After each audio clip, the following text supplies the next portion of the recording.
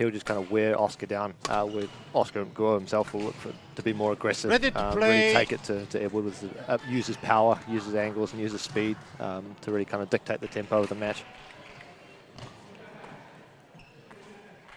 The final. After a day of pool play yesterday, semi-finals this morning, it comes down to this, Massey and University of Auckland.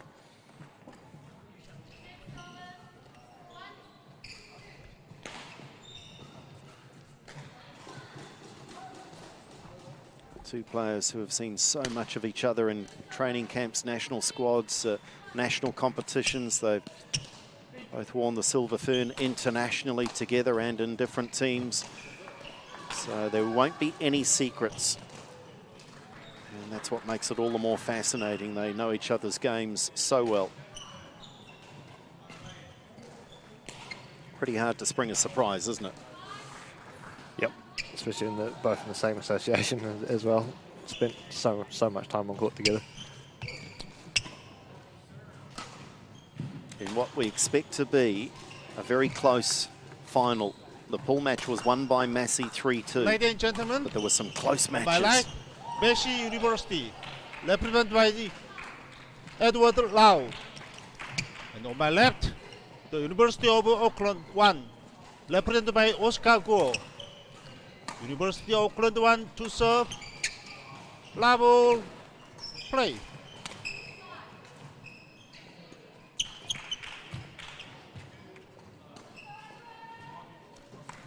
Service over. 1 love.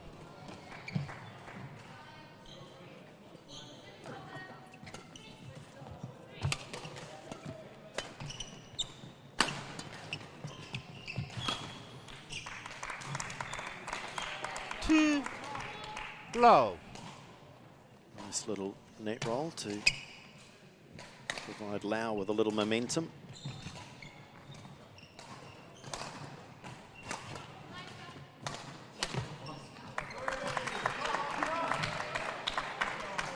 Service over. 1, 2.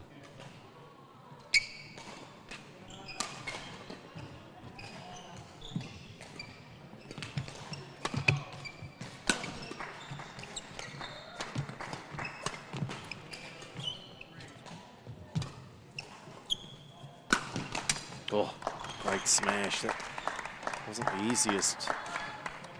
Beating Oscar Guo down the Service over. backhand side. 3, 1. Yeah, lift wasn't that short either.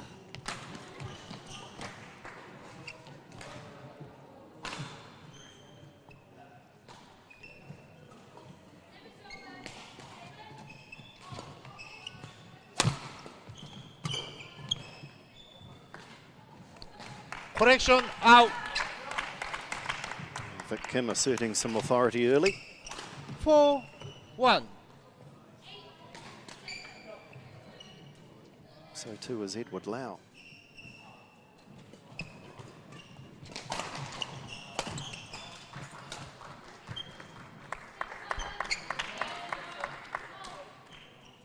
Service over. 2, 4.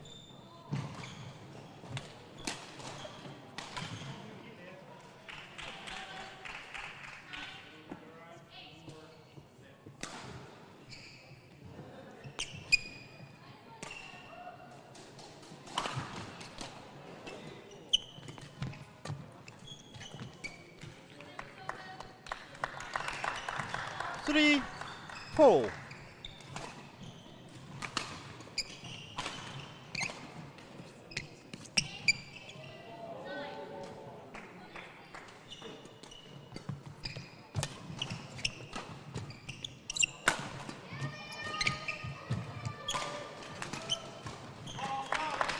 Oscar Guo with a little run. Hold. Levels it back up again and just a quiet clenching of the fist.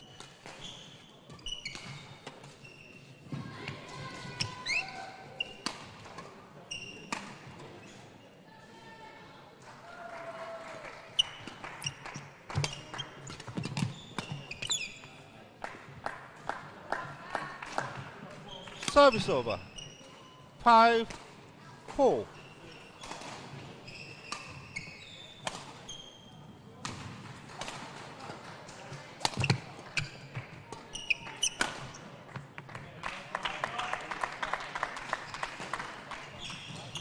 Service over.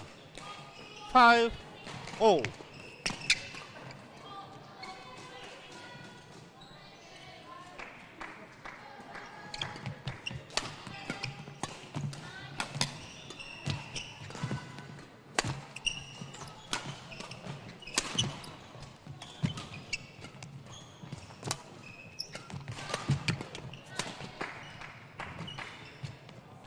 And it's the turn of Oscar Guo to get the net roll. Well-crafted point 4, for anyone, 5. perhaps the youngsters out there that might be watching.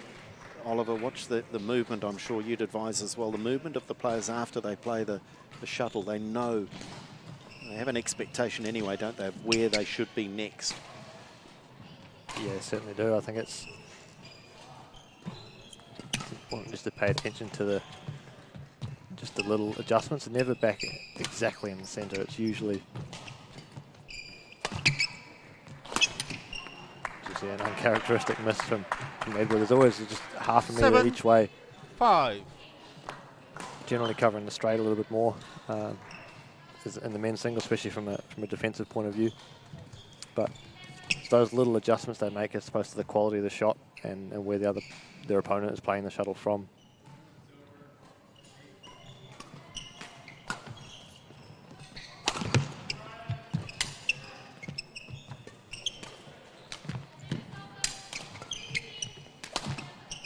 It's well wide from Oscar. How much weight do you put in the scout? How much time is 7. spent on knowing that, well, someone's preference might be to go cross-court, or in a certain situation they tend to clear to the backhand? You know, is there that sort of level of information available? Yeah, absolutely. I think there's, I mean, with YouTube and videos online these days, you can, generally speaking, find footage, enough footage of a few matches of other players. So you're looking for attacking preferences, any defensive patterns as well. Perhaps they're not quite as good at defending on the backhand side, so maybe where am I going to attack? Where am I going to try and win my points? And anything that I want to stay away from, what are their weapons, essentially. 6. It's been a while since I played singles, mate, but those would be the... I'm sure many of the principles are the same.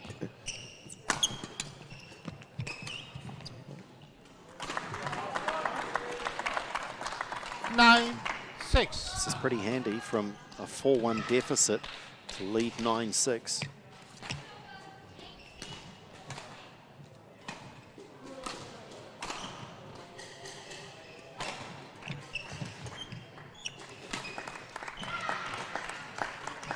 Service over.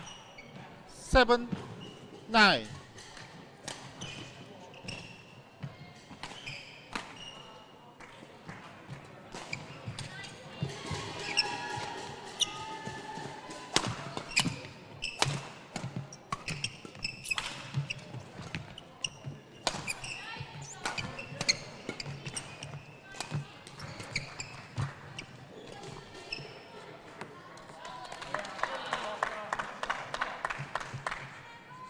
Service over.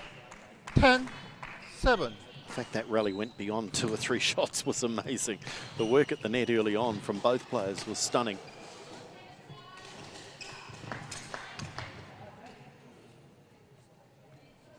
Play.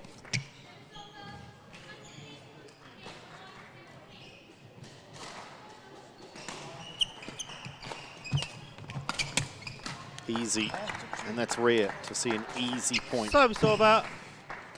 8-10.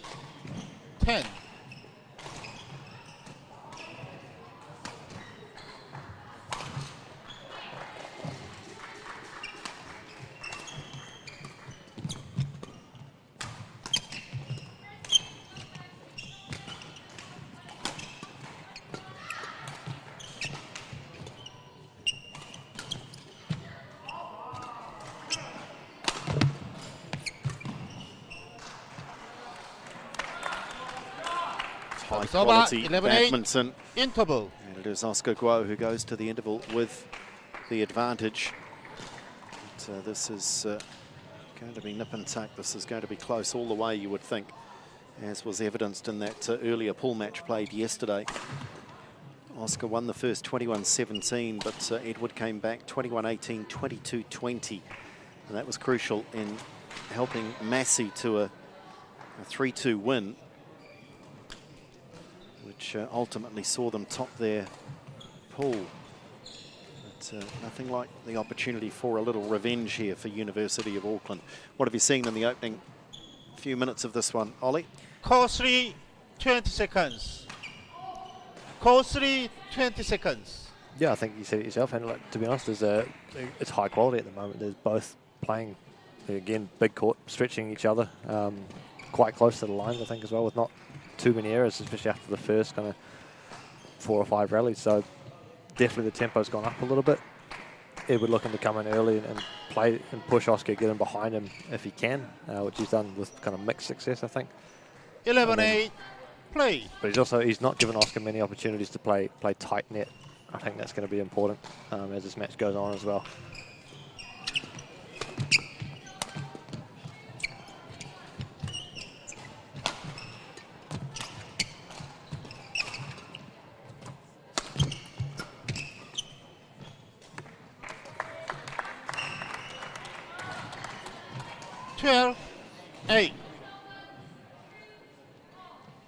It's a good run here for Guo. Reminder again, he was 4-1 down.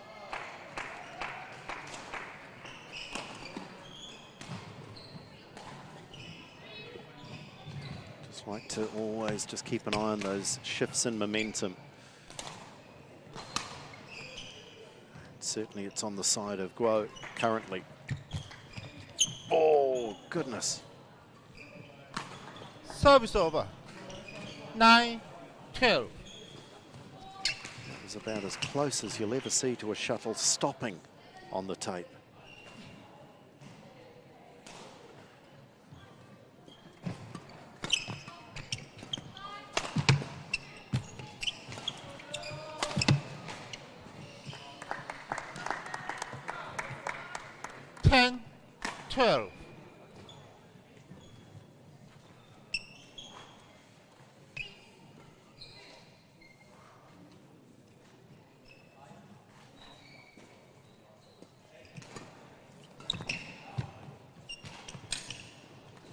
So many touches of the net. Service over. Just highlighting 13, the quality of both players.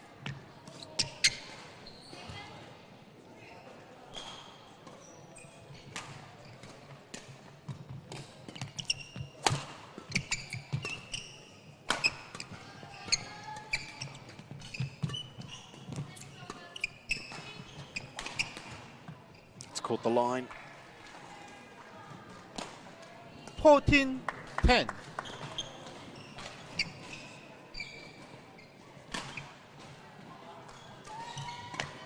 Play.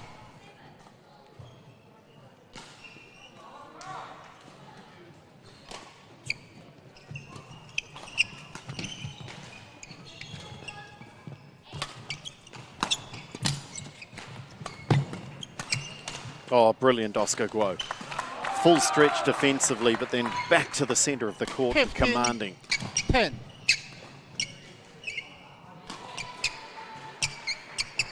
Yeah, great counter-attack from Guo. Edward Lau took the risk to play flat up into his forehand.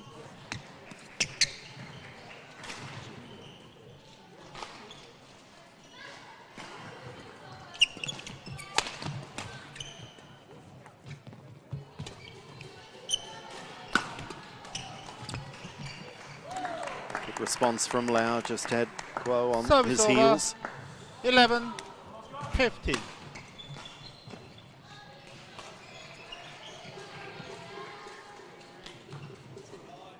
No. Play. No. Play. No. My discretion. No. What do you make of this, Ollie? So both players saying change. Yeah, I'm generally on the side of the players with this one. Doesn't make sense to me if both players agree to change it. So why not just change it and get on with it?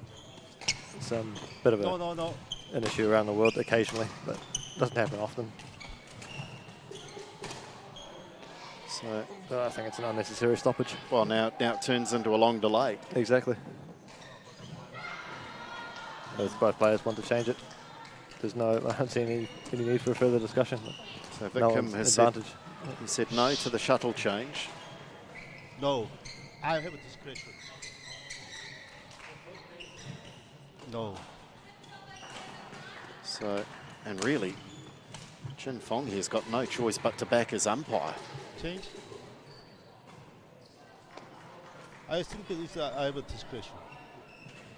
Yeah. And that just doesn't turn out well, does it? Because now the umpire essentially has been undermined, and his position of authority is questioned.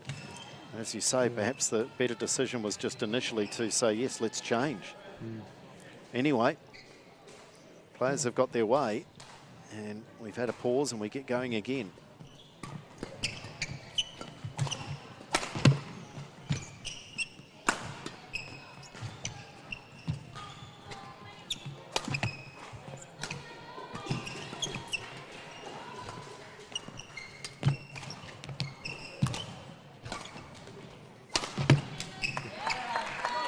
Oscar Guo is in the groove here. Service over. 16-11.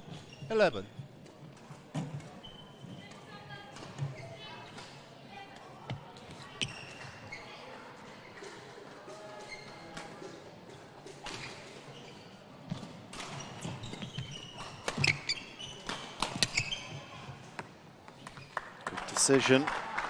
It's all going well 17-11. for Auckland University.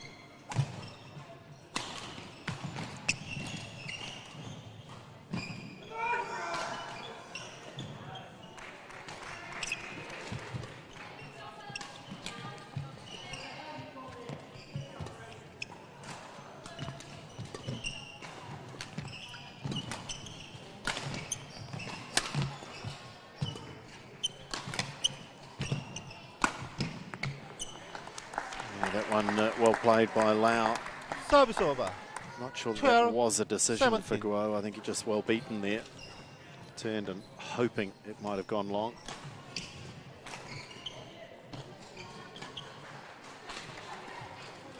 It's a little frosty when the players go to change the shuttle.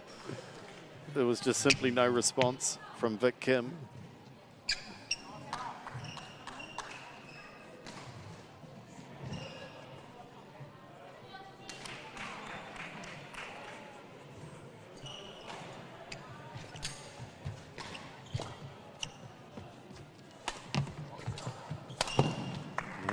Attack from Guo. Look at him, fiercely determined here. He's mixing up the power with Service the over. angles quite nicely. 18-12.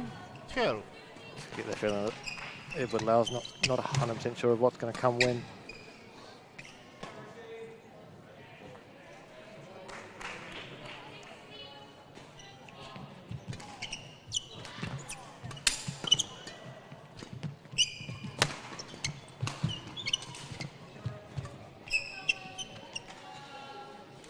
Just long.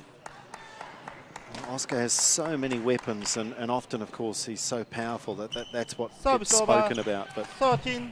his speed around the court, his defensive play, he plays with a bigger reach than you might expect. He just has everything available to him.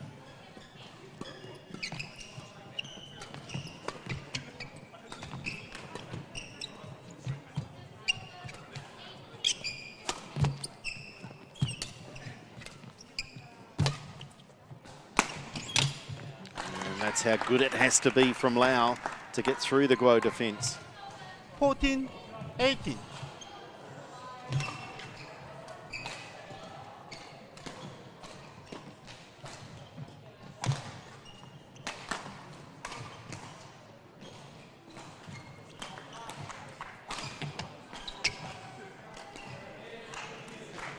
To a degree, I can understand Vic Kim not taking much of an interest now when they asked to change. Play. Because essentially the match referee said, well, if the players want to change, let them change. This is good from Lau. Oscar just needs to refocus, 18. get his concentration back.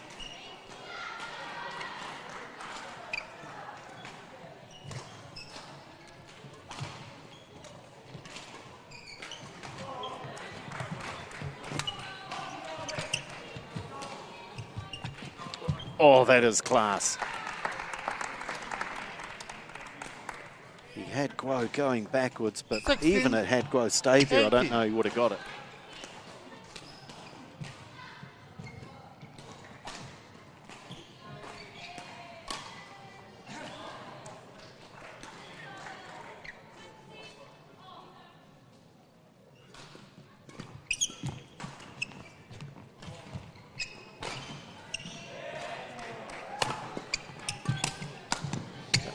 Edward Lau is just in one of those purple patches here. 6 straight points. 17, 18.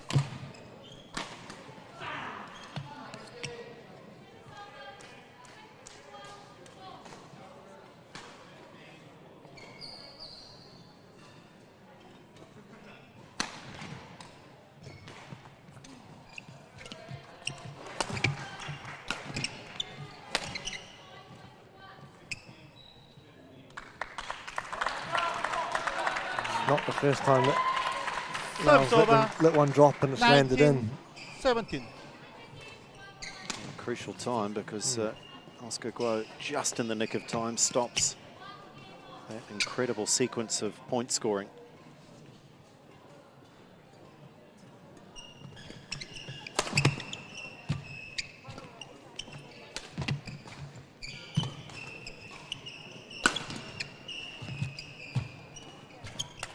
Oh, Guo had the open court.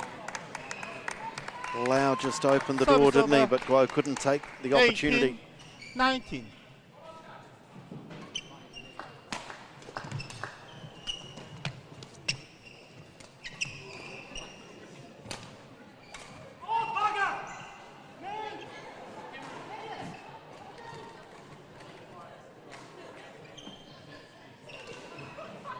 Chance for both players just to breathe in some oxygen and appreciate the tense situation they find themselves in.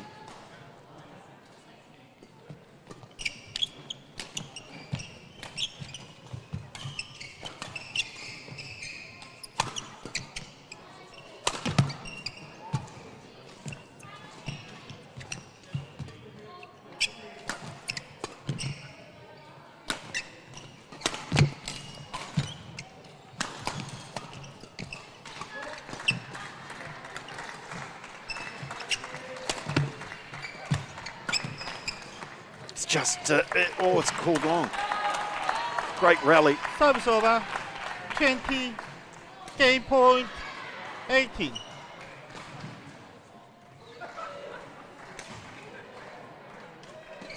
Oscar Guo, having led 18-11, has, for the moment anyway, resisted quite the comeback from Edward Lau.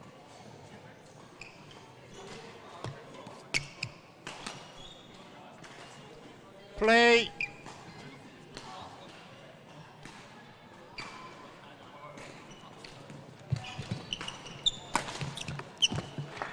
It's called long. Game. Wow. Some close calls. And Oscar First game by Guo takes University of a close Auckland, first game. 21, 18. Well, it was quite unusual, wasn't it, Ollie? We expected it to be close, but not for one player to be so far ahead and then the other to come back. It was in the end, but Oscar Guo played brilliantly through the middle stages. Yeah, he did, especially to open up such a lead as he did. He helped by a few mistakes, I think, off the racket of Edward Lau. But yeah, normally it's much more tightly fought all the way through between these two. So interesting to see how the second game plays out. But I think good from Edward how he made, and it's important from him too how he's able to fight back in the middle there. If he loses that first one comfortably, it's suddenly a little more difficult for him to generate momentum to start the second game as well. But I think he was defending a lot better towards the back end and that comeback as well. And not many of the power smashes that we normally see from Guo that got through him. And he was able to attack a little more as well. So I think he'll look to continue kind of doing that into the second game as well. Perhaps benefited a little bit from the lack of the slice and the variation from Guo. Went back to full power towards the end there, which perhaps, yeah, contributed to help Edward defending a little bit better there too. So I know one thing for sure, we're going to be here till about 9 o'clock tonight. The final was delayed as it is because of a lengthy semi-final, and these two in a real arm wrestle here that suggest we're in for a long final as well. Such as the nature of these two teams, very close. They played in pool play and it was 3-2 to Massey. I should stress that 20 seconds. Edward Lau contributed one of 20 seconds. those 3 wins yesterday in that match. And you don't have to be an award-winning mathematician to understand the significance that if Guo can reverse that, potentially it turns the whole tie on its head.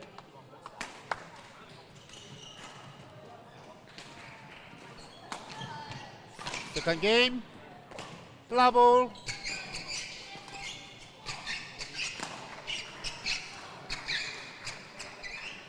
Play.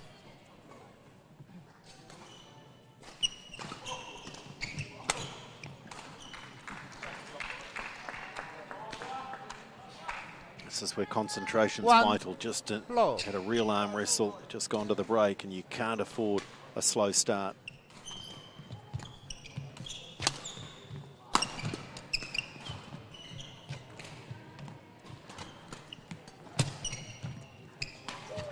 Oh, that is quality. Yeah, brilliant from both players. Low. Especially from Lau to get the first one back with not only back, but with quality on it.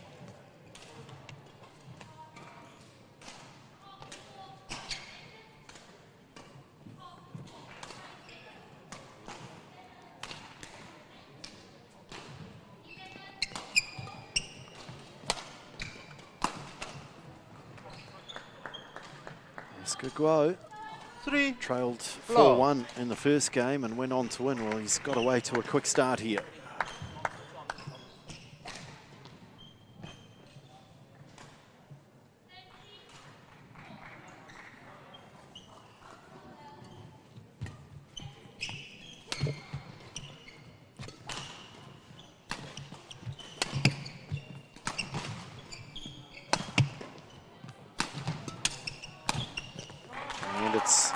Quick start, rapidly gaining pace. Concerns here for Lau. Low.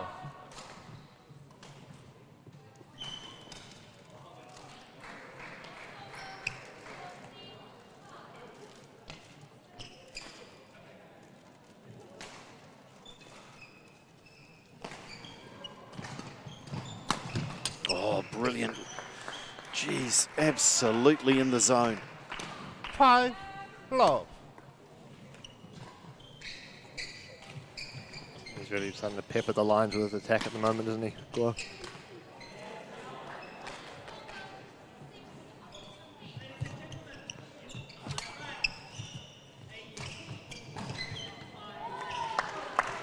Needed something special to stop the run of scoring. Service over. 1-5.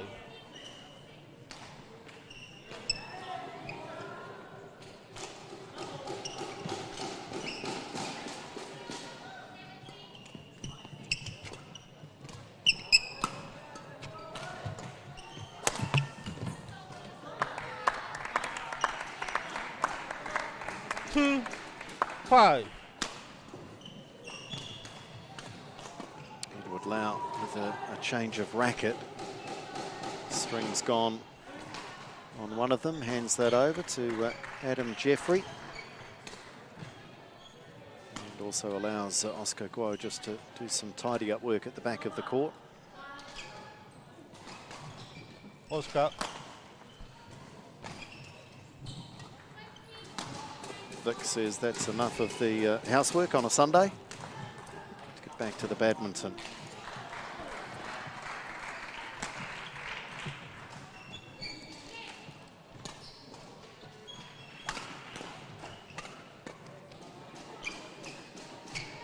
Two, 5, play.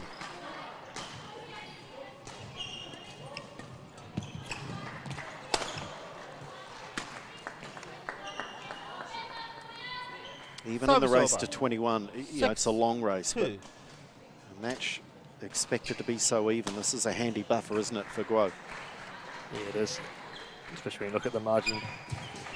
Besides most of the sets between, or the games rather, between these two.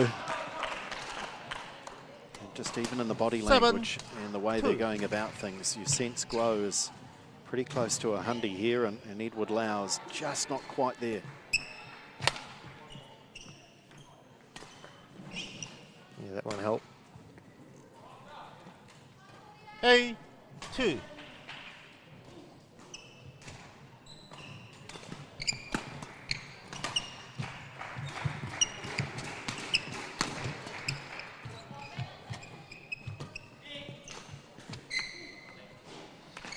We needed that one to go out. Service over. 3-8.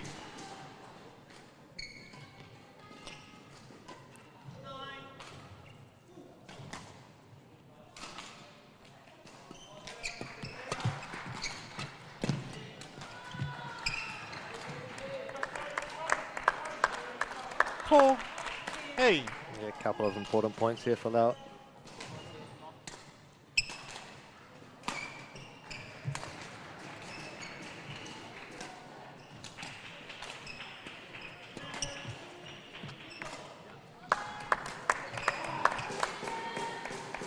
Five, 8. Even with a couple in a row, still down by 3.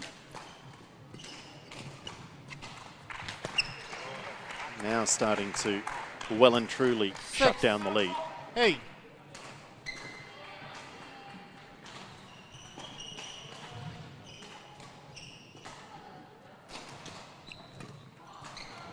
Cheap error, and Oscar's grumpy.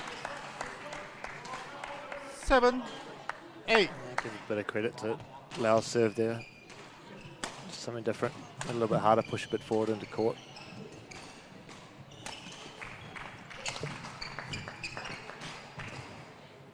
Service over. 9, 7.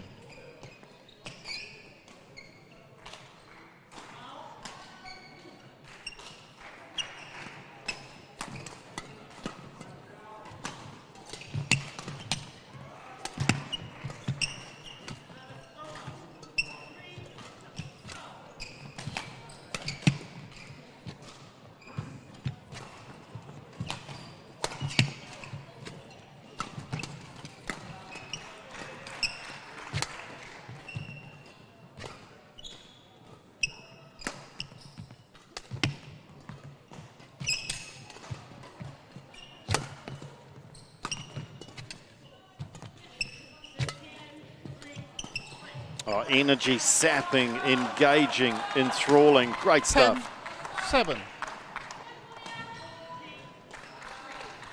Yeah, great rally from both players. Just high quality throughout, really. And again, just highlighting both so aware of the Oscar. danger that the other presents that they're just Oscar, so thank careful, aren't they? They do not want to lift that shuttle.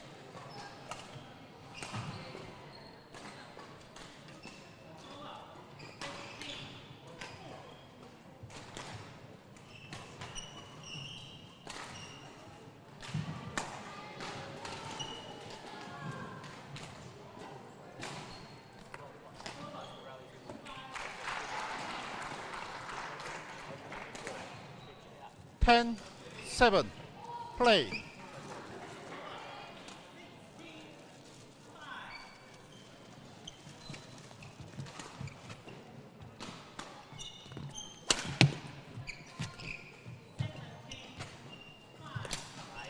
He's done superbly well a couple of times Service at net. A, 10.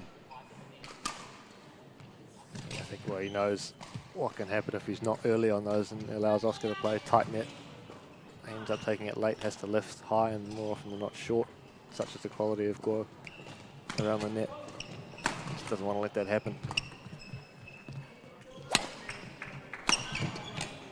Yeah, it is terminal. You let that Service shuttle over. fall 11, 8. at about in knee trouble. height. It's terminal, especially at this level. He's been struggling a bit with the judgment of the back line throughout the entire match, really.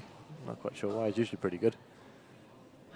You almost just say, well, okay, I'm just playing everything. Yeah. Unless it's obviously long, I'm just going to play everything. Take that indecision out of the game. Yeah, because I can't say it's done him any favours so far. But he's done well, in fairness, to get back to within touching distance come the interval. Needed to.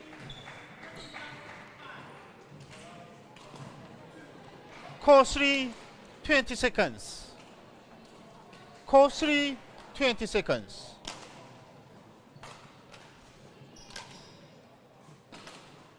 Oscar. So, really, it does seem that the outcome of this match in a curious kind of way is more on the racket of Lau than it is Guo, because Lau just a little inconsistent. If he can raise his level, we know that he will be right in the contest. And he's won a few points at net, and that's lovely again. Service over. 9-11. Yeah, just notice how early he is. He's almost above the tape when he's making contact with that, which means he's got so many different options. Bit of fortune always helps as well. Yeah, he needs it. 10-11.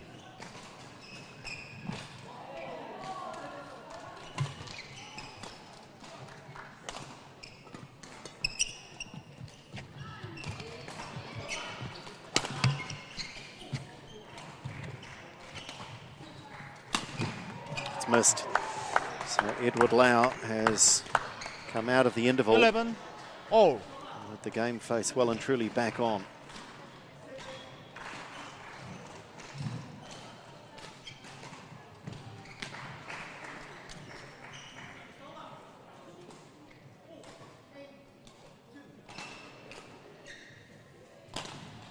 The intensity, the commitment to every point is as high as you'll see at any event in New Zealand or on the international stage. That's what the tertiary title does mean to these players.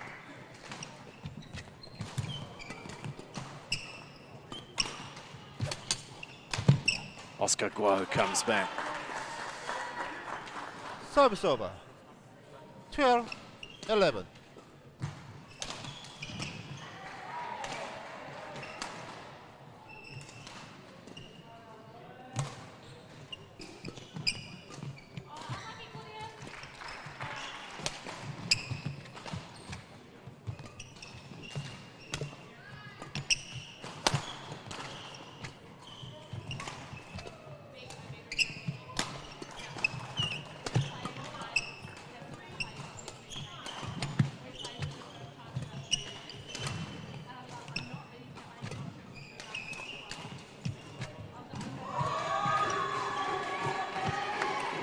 This is quality, isn't it? Very, very engaging. Service over. 12 all.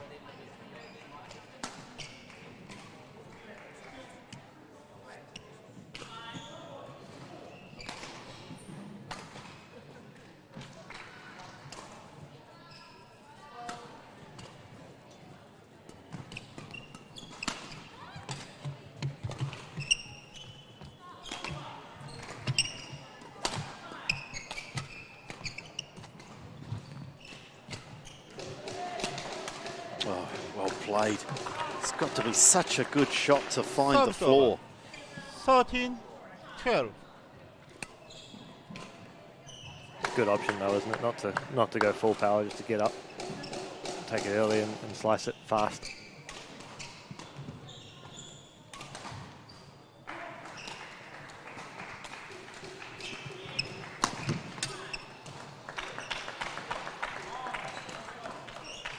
Critical moments here.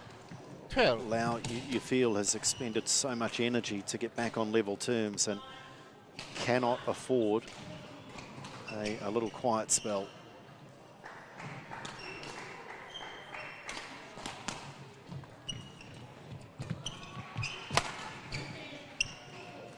And he's having one at the moment, and suddenly Guo kicks clear again. 15-12.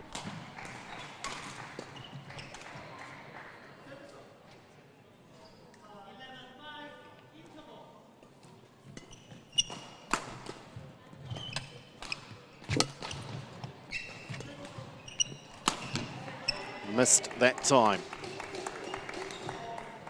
Service over. 13-15.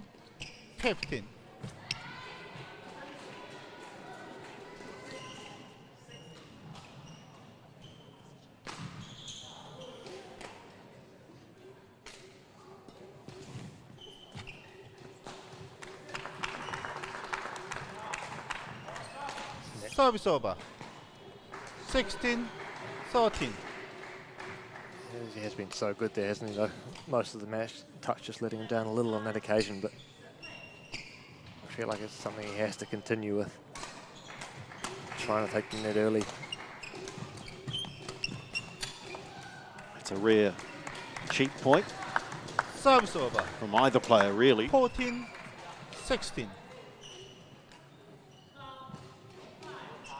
That was a change of the shuttle. Was. And to be fair, the players also have a bit of a responsibility here. They mustn't forget who's in the chair. Oh, again, Oscar Guo. Is there a sign of tightness here from Lau, missing Service those? over. 17-14. I think it's just smart attack from Guo, really. He's still up early. He's just as threatening to be able to smash full power, but now his base is a little bit further back in the court, makes the slice, returning the slice a lot harder.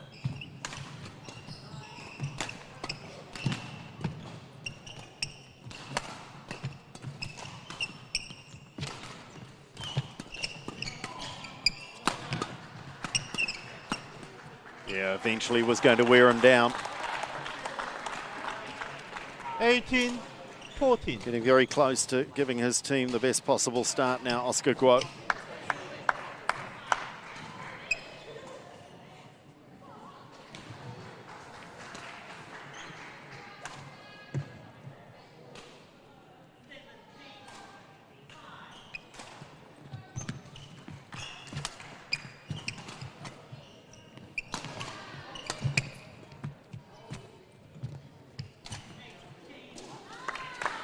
Well placed there from Edward Lau. Service over. 15-18.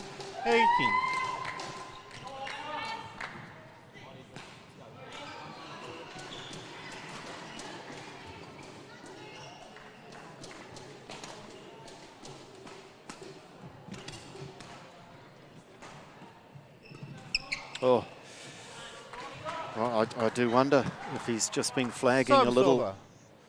19-15.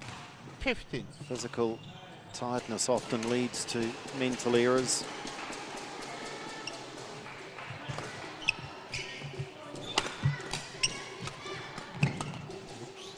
That's long as well. Big trouble now for Edward Lau. 20. Match Oscar point. Guo for University of Auckland has 5 match points to get his team away to a great start in the final.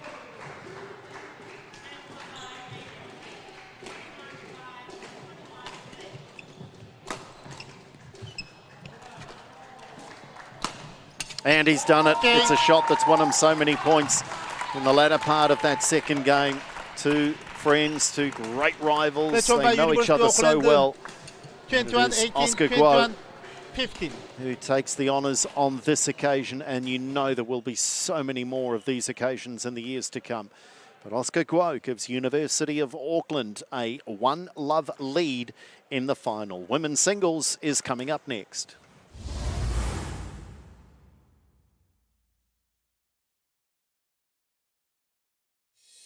Do you want to study with world leaders in future thinking? New Zealand has been ranked the #1 English-speaking country for preparing students for the future, and all of our universities are in the top 3% in the world. Start your journey to a high-quality New Zealand education by choosing a recognised study option available in your country. Take the first step towards your New Zealand education now, because the world needs new.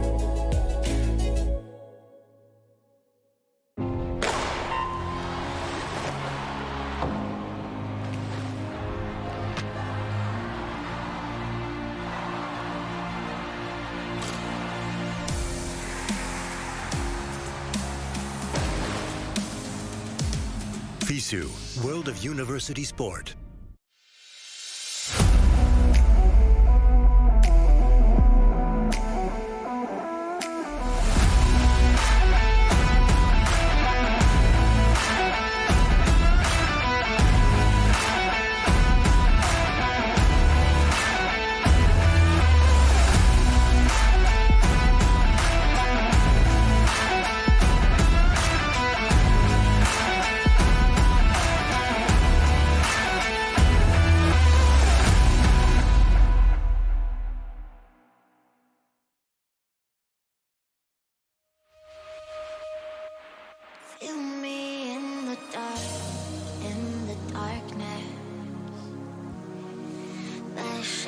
shadows, they follow you like an accomplice.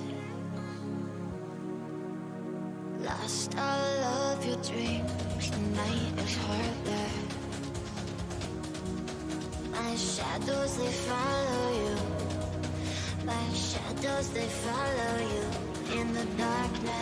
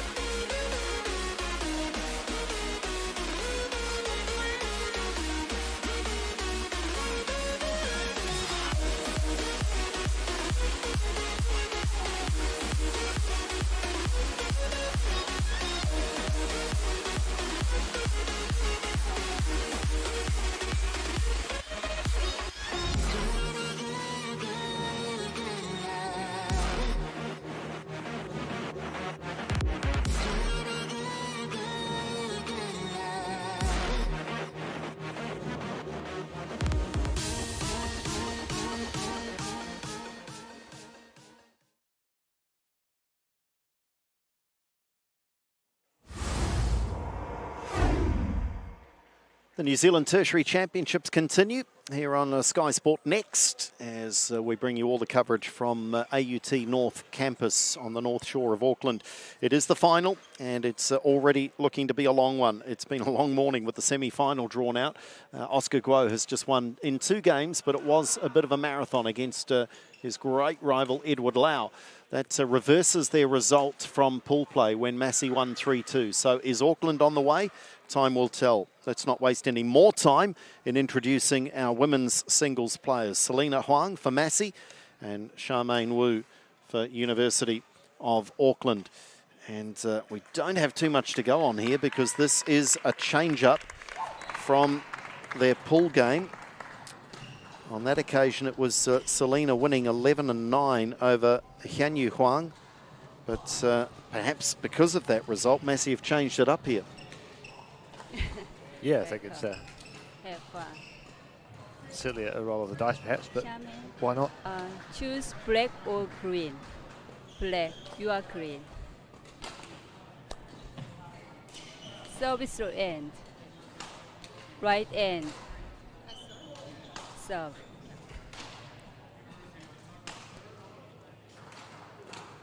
Holly Cho in the chair for this one. So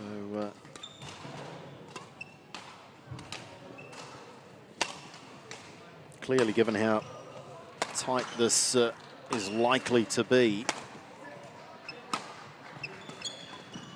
Massey University desperately require Selena to win again against a different opponent. But again, we saw Charmaine this morning in the semi-final, not in singles, but in doubles. And I would suggest she's going to be a handy enough competitor here for Selena. So first half dozen points or so might tell us the story.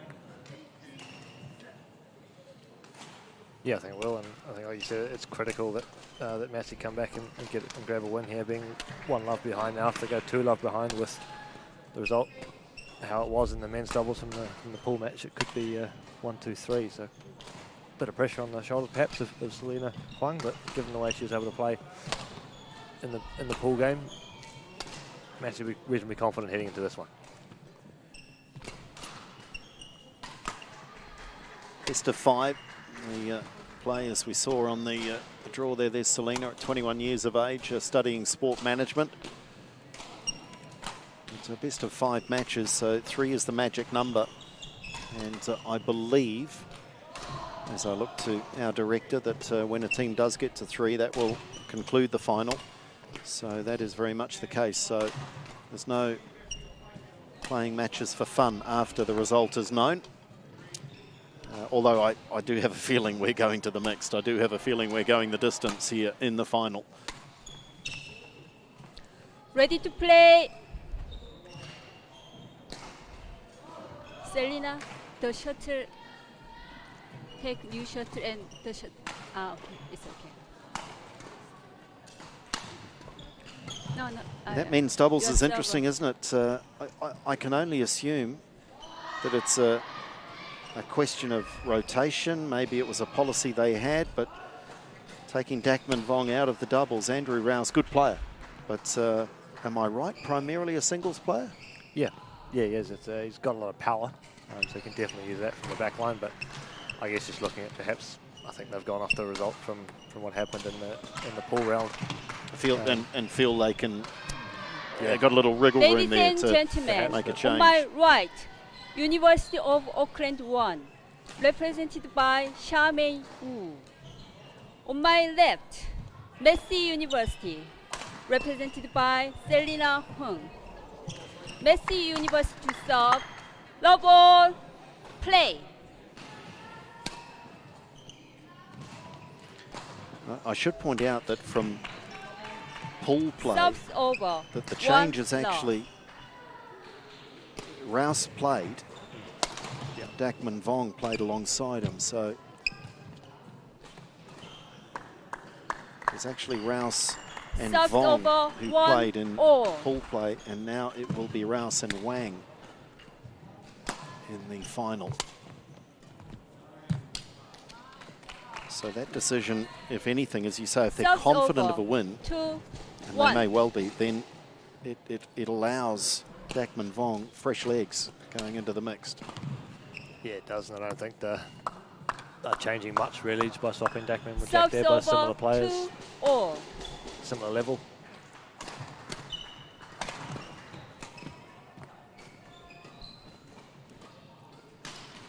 Three, 2.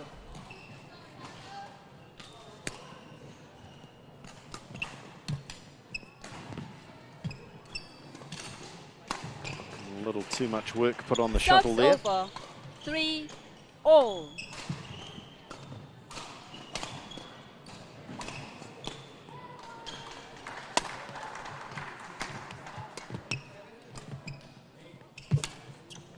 Oh, wow. Well, either Charmaine went to sleep on the other side, Subs or over. 4, she was just 3. completely out of place.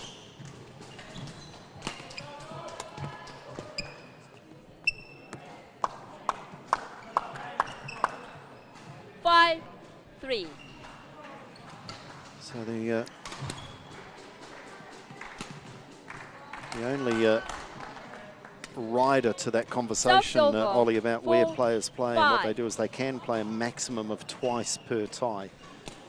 And that still doesn't factor necessarily with Vong just playing in the mixed doubles in the final. It's tricky Subs though, isn't it? over. I guess the 6, New Zealand League also 4. has been a really good learning curve for the players to get that balance right. Yeah, I think you're right. I think it'll just be a fresh legs issue for Dakman in the mix later on. 7, Had 4. a lot of games in a short amount of time as well. That's looking pretty even on paper, that last mixed doubles as well for mine.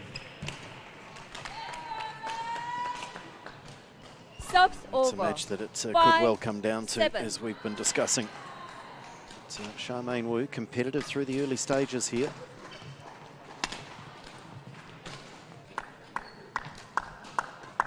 Subs over. 8, 5.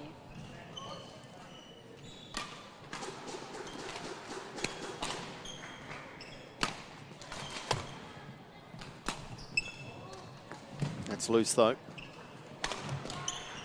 9, 5.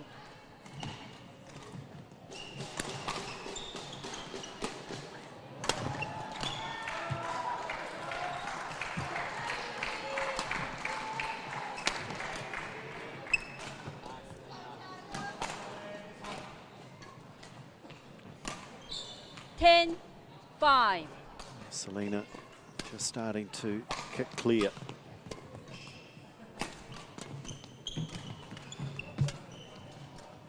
Oh, lovely. Managed that point superbly. Subs over. 6, 10. Great use of the court from Charmaine Wu in that rally.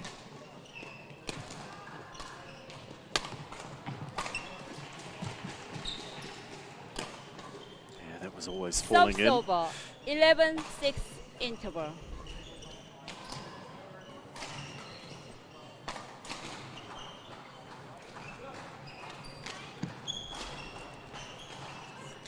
Certainly Charmaine, a young player with tremendous promise. 19, in fact 20 years of age, turned 20 in November last year. 3rd year studying towards computer science and psychology. But from a badminton point of view, she appears to have all the shots, all the ability, and perhaps it's a little court craft and a little tactical awareness that she might work on over the next couple of years.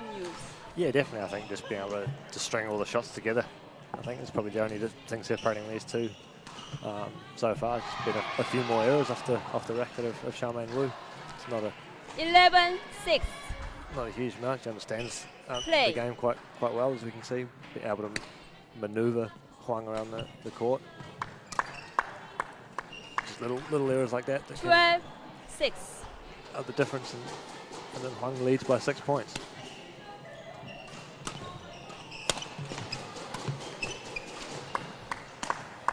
And 13. appears also just to ride that roller coaster a little too much, up and down.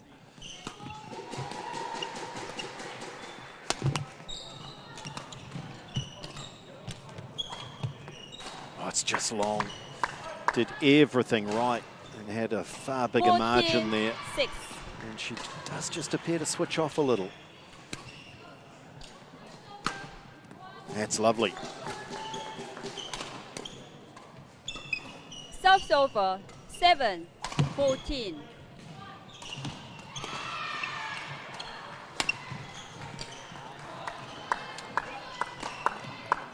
And we're not seeing long Subs rallies, over. are we? 15-7. Charmaine not prepared to make Selena work too hard here.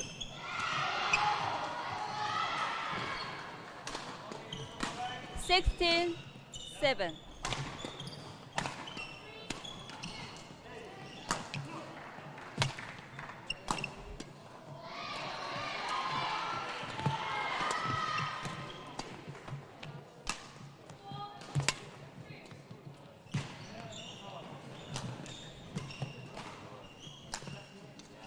It's gone wide. She has been on the radar of the national coaches, hasn't she, Charmaine? 17, With some national 7. titles.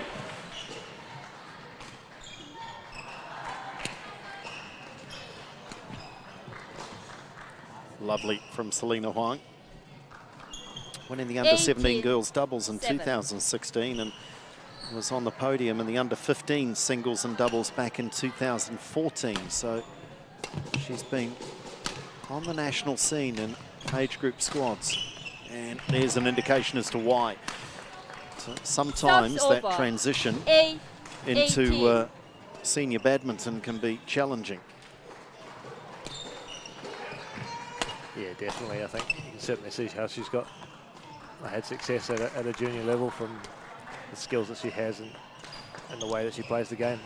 9, The 18. biggest difference between transitioning obviously from junior to seniors, being able to do that for a longer period of time and at a higher tempo. Subs over. 19-9.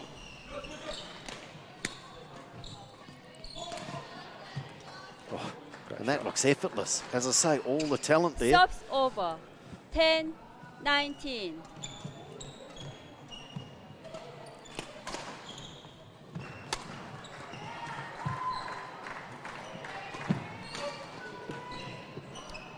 Eleven, 19.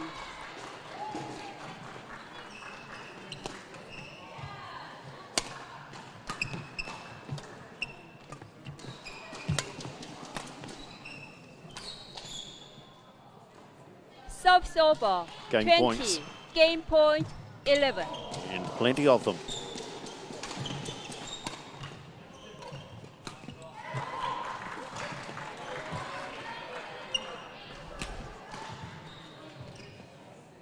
Game. Well, after that men's match, this one has gone by in the blink of an eye, the first game. Selena Huang. First game Takes won it, by Massey comfortably. University. 10-1, 11. And It's exactly the scoreline that she defeated Yan Yu Huang in the first game of their pool match between these two teams. So it's going according to script at the moment. But Charmaine's got the ability, it would seem, Ollie. Just got to try and string it all together consistently. Yeah, exactly. I think consistently is the key word there. She's played some great shots and constructed some great rallies, but it's the ability to be able to do that each and every rally as opposed to one and 5 or 6, and that seems to be the difference between these two players at the moment. Certainly has great skills, got a wide range of shots as well, and is able to put pressure on Selena Wang. But again, the biggest thing for that is to be able to do it on a regular basis, and just giving Selena a few too many easy points. Just she has a bit of wiggle room to play with on the scoreboard, which kind of takes the pressure off her as well and gives her a little more freedom to play the way she would like, but can't take anything away from her performance so far. Playing really well, really safe, really consistently. Exactly what teammates as well from Massey would want to see, especially having with Edward going down, of course, and the reversing the result from yesterday in the men's singles. Meaning that Second Massey game. University are now Low ball, play. starting from 1-love behind instead of 1-love in front.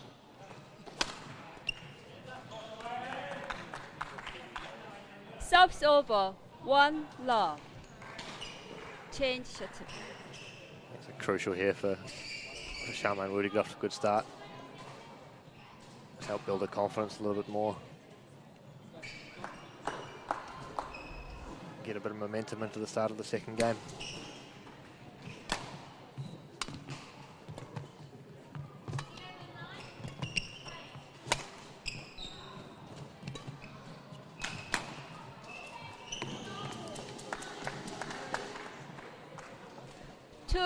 Love. Good rally, well worked. Certainly has the skills to be able to make Huang move to all 4 corners.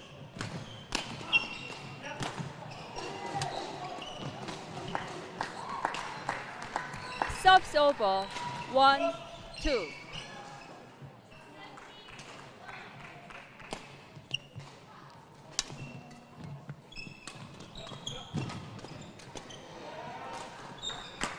Let. A little bit lucky there, Huang, with that one going well long over the baseline, but let being called before the shuttle landed.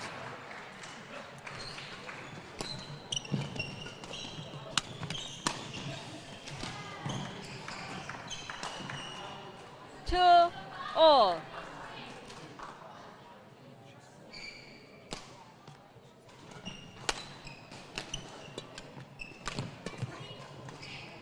Great defense from Charmaine Wu. Subs over, 3-2.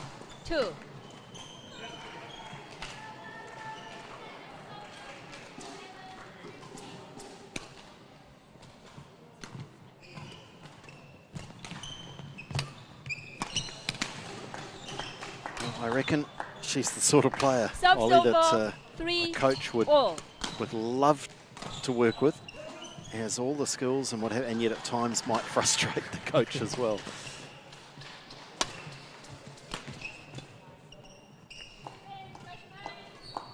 She outwardly anyway, she just gives the appearance at times of just cruising here.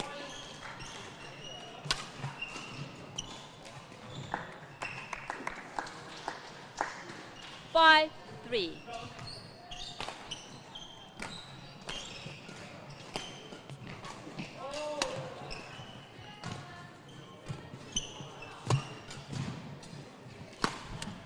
Contrast that with Selena Huang, and she's just all business-like. She's focused, she's 6, got her 3. head in the game. Yeah, just kind of gets on with things and goes about her work, doesn't she? In a really effective manner.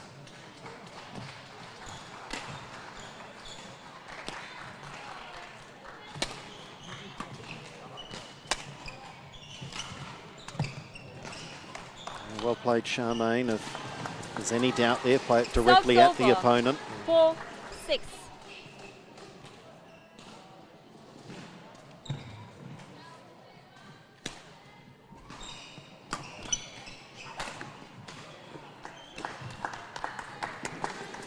Subs over 7-4.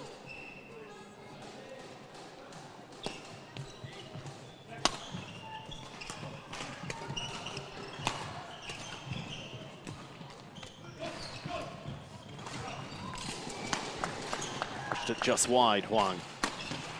Subs over 5-7.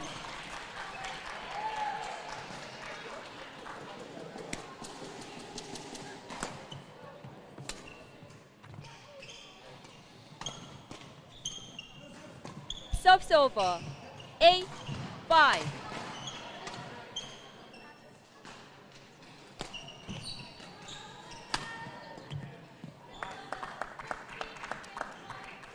Subs over 6-8. She's doing enough though, just to stay in contact, but you just feel that is the consistency going to be there? Subs over 9-6. Yeah, you feel like you're never quite sure. Wow. And then you can do things like that as well. That's a phenomenal Subs shot. over 7-9.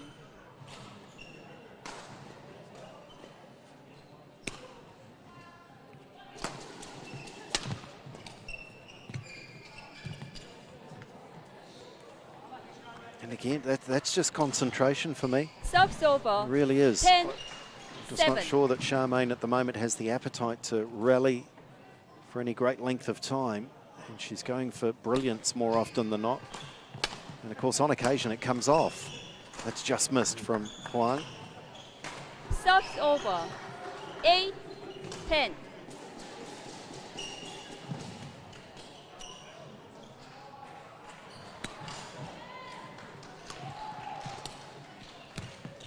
Four.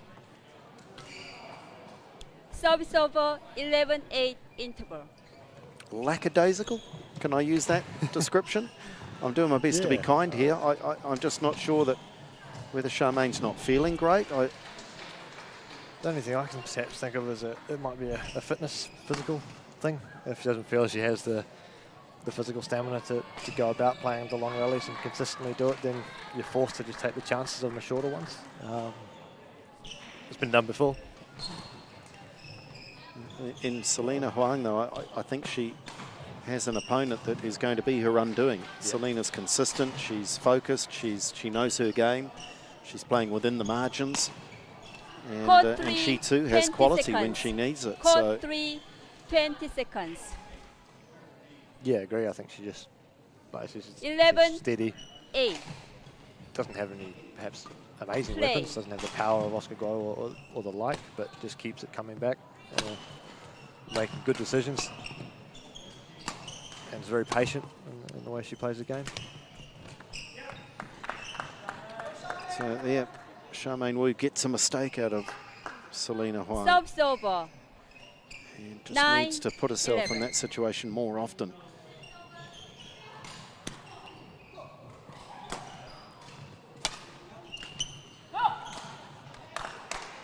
And draws another point closer. I'll tell you what, Ollie, there's a lot of work 10, on this service action 11. too. There's a lot of moving parts here, isn't there, from Charmaine? There is. Full of flair. Let's have a look at this, folks.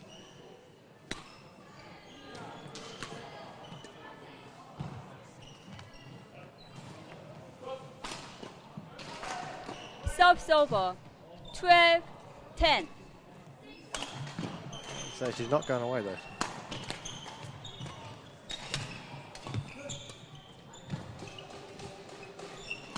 So a little bit of help from Huang on that point, but Subs certainly over 11-12. in a much better space, I think, than the way she was playing the first game. A lot more consistent.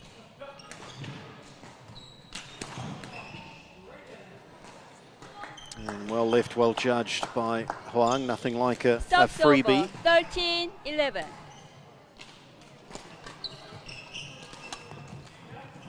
And again, going for a really tough shot that we know she can play, but 11. pushing it wide. Yeah, very much the favourite, I think, from that corner of the court. Here it is.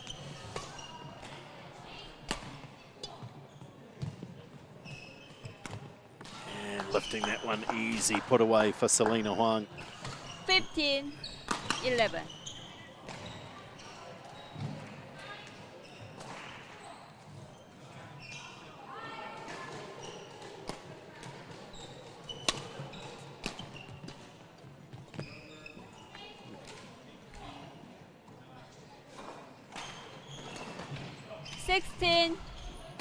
This could be curtains.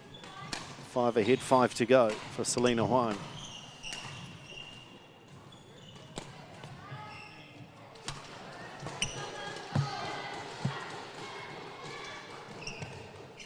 Seventeen, 11.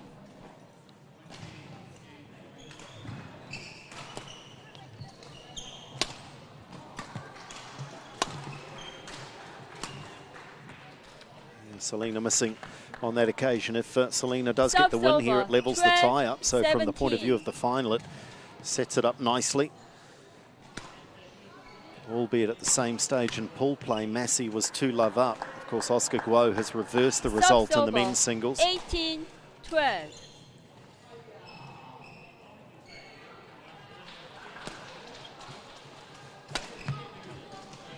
And that is loose. That is disinterested.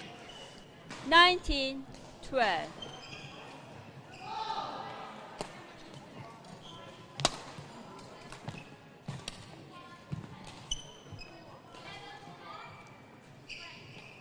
Subs over. 13-19.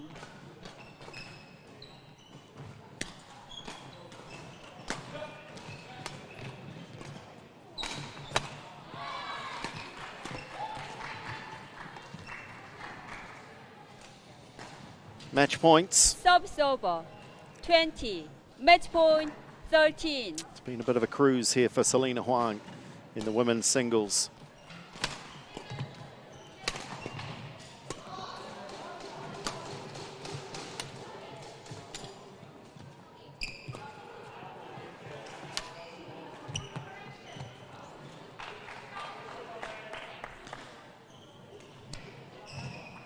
Subs over. 14-20.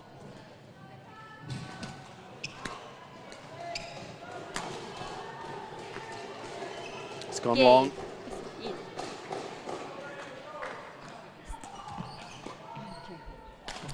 15.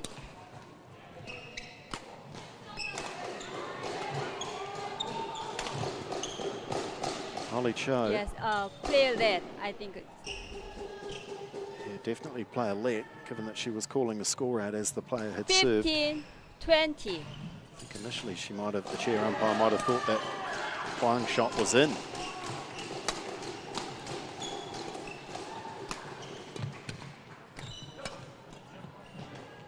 It's wide, so that's 3 match points saved. 16-20.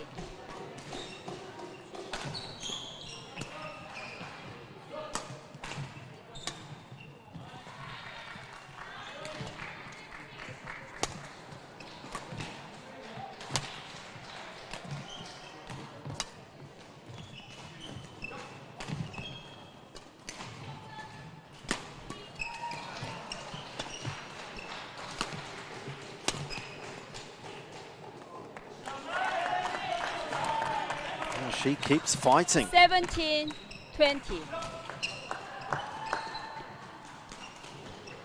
Change shuttle.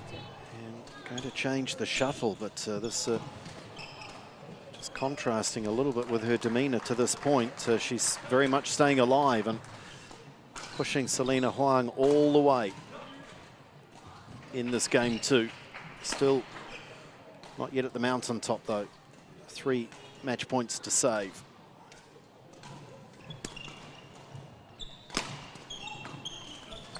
And another one gone. Selena Huang starting to tighten up. 18-20.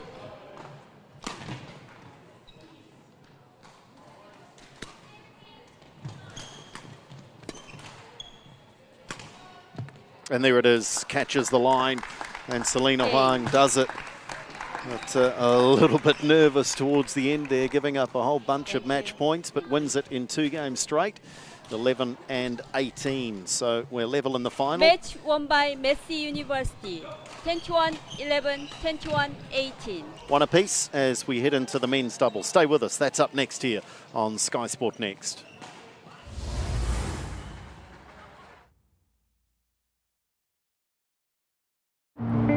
Belief, the emotion that stirs your body into motion. One small drop contains the power of the oceans. And yes, with all this chaos and commotion, you'd be forgiven for thinking, what's my personal motivation? The new normal's so abnormal that now normal's an abstraction. What happened to civilization? This world is a distraction. But still, belief will never fail to cause a chemical reaction, fizzing up your synapses with purpose and possibilities to put into practice. Yet those ones. And so you pause, breathe, and say, what do I want to do for me? The future me. The one who needs me to believe that I can make a difference unequivocally, in whichever way I deem. Even if that's flipping me into we. You see, that really is living the dream. So yeah, it's a pretty simple plan. Believe you can.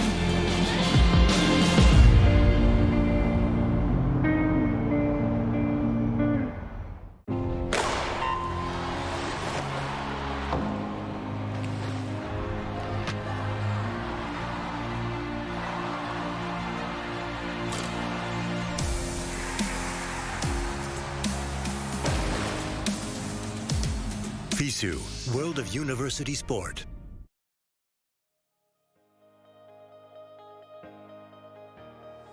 I wanna know who you really are, what you dream about at night.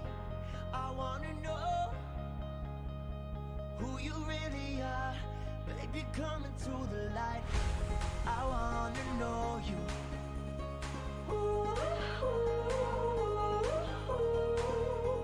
I wanna know you.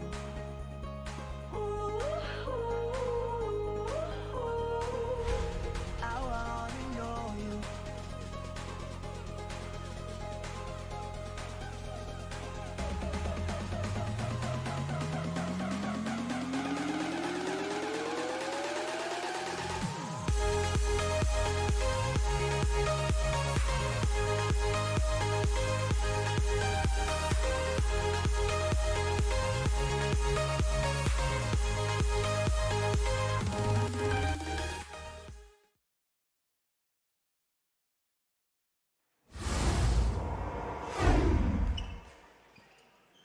Sky Sport Next, coverage of the Badminton Tertiary Championships continues from AUT North campus, and it is a tense final.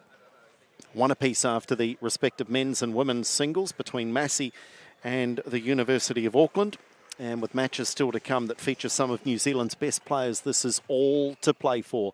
Let's welcome our men's doubles teams out onto our show courts, and for Massey, Chaknam Chow and Larry Jung, and for the University of Auckland, the favoured combination here in Jack Wang and Andy Rouse, with Auckland clearly having the firepower here on the men's side, the depth to switch players in and out. Dakman Vong played in the semi-final alongside Jack Wang, but this time it is Wang and Rouse who will look to pick up a victory and send Auckland into a 2-1 lead. And Oliver Leyden-Davis, this is your forte, the game where you've made your reputation primarily, along with the mixed, of course. Auckland are warm favourites here, aren't they? Yeah. Okay, Larry, green or black? Green? Green cold. Green. Sir, who serve first? Ready first. Which end? This end? Right end? Andrew receive first. Okay. Yeah, I think to be candid, looking at the result from yesterday in pool play as well, with Andy and Dakman Vong that time, of course, winning with 5 and 5. It's quite difficult to see how Massey will be able to put these two under pressure today. Obviously, Jack now replacing Dakman, but again, not much difference between the two in terms of skill level and abilities.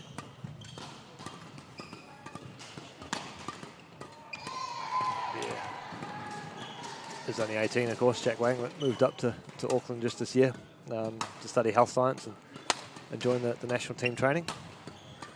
And certainly made a name for himself, as we said, in the New Zealand Badminton League earlier as well. Larry Young at 23 years of age, studying aviation, 3rd year of aviation.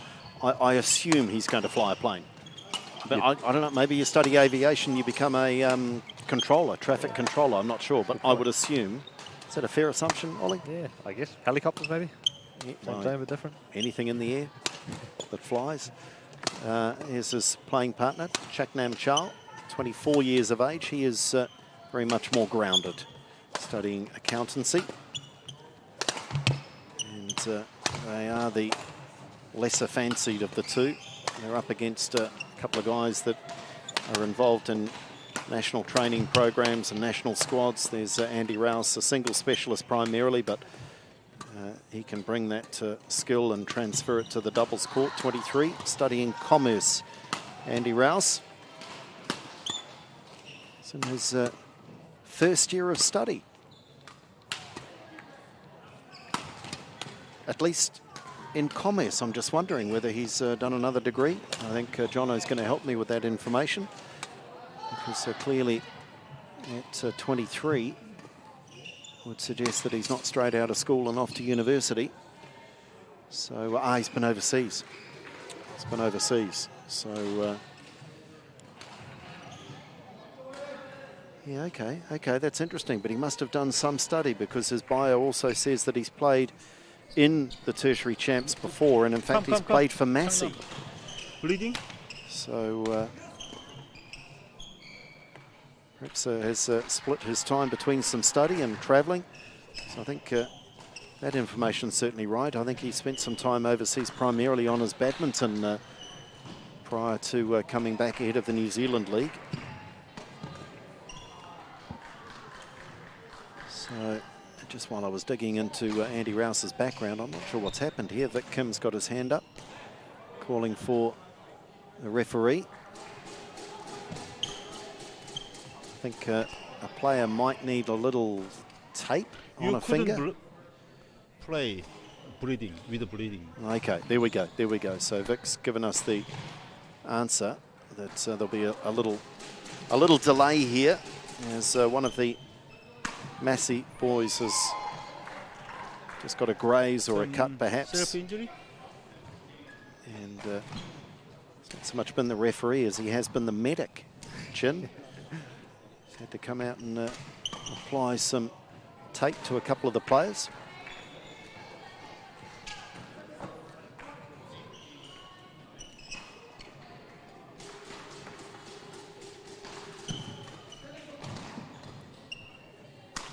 Shouldn't take too long before they are underway. So Jack Wang, in a way, he might be the captain of this unit, being a little more comfortable, even at 18 years of age. Is he specialising in doubles and mixed, Jack? I think it's not too long that he hasn't played much singles, but he still can, of course. But that's the direction he's going, is into the doubles. Yeah. But Andy has the experience in years, so it might well be a good combination in that sense. Yeah, I think there's some quite clear roles between the two of them. Jack will be the one looking to move forward, take the net. Pay the money.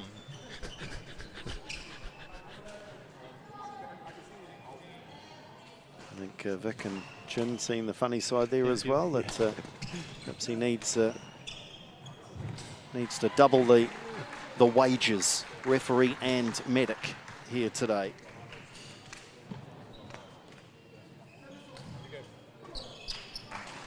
Ladies and gentlemen, on my right, University of Auckland 1, represented Andrew Rose, Jack Wang. And on my left, Massey University, represented to Changnam Chao, Larry Young. Massey University to serve, Larry Young to serve to Andrew Rose. Level, play.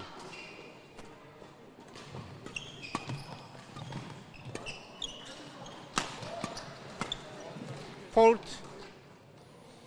And I think we'll see that Over. repeated often. One. As, Low. the Auckland Uni boys will be on the attack.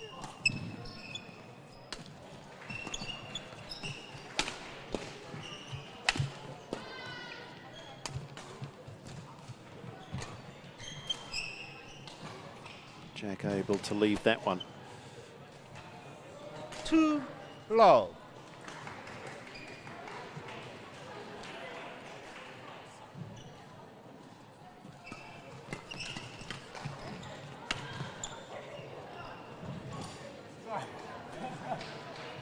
Three low. Yeah, that's caught the line. No need to look back at the line Service judge over. with any real concern 1, there. 3.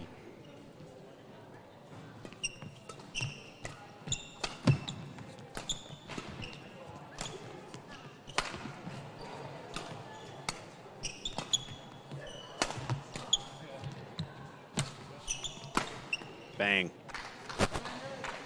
This Service over. could be one-sided. 4-1.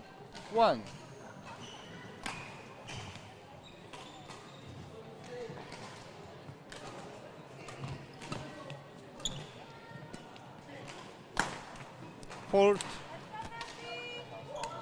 Almost 5, falls into that category. 1. Ollie was talking about it yesterday in particular, where a number of these players have the opportunity to represent their tertiary institute, and they're very good badminton players in their own right, but they get the 1. chance to go out and play against national squad members, and that in itself is pretty cool.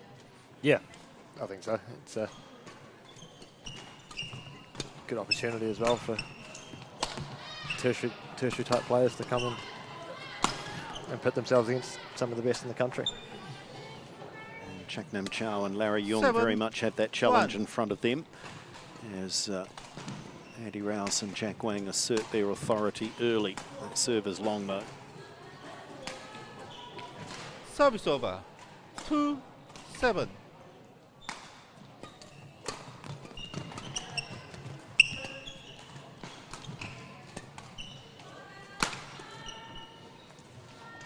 So, upon more reflection, the over. tactic here certainly 8, does allow 2. Dakman Vong the chance to come into that mixed later in the tie, nice and fresh. 9-2. And I hope he might not be needed, of course, because they get a win here in the men's doubles, and if they win the women's, then 10, it's all over. 2. And Dakman will be very fresh for the party, for the celebrations.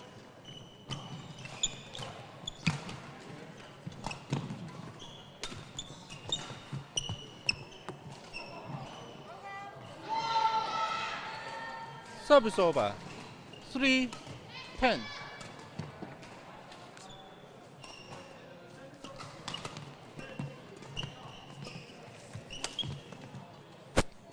Service over.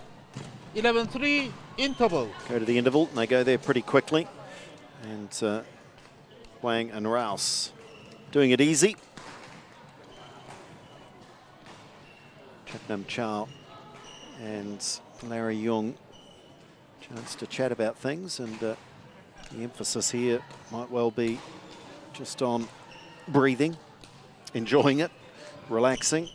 I'm sure there'll be some tactical information passed on, but in truth, it really is just all about enjoying the experience here for these two young players. Call 3, 20 seconds. Call 3, 20 seconds. Andrew. Changnam.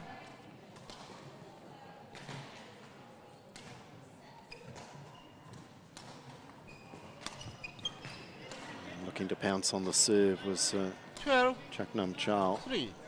into the net though.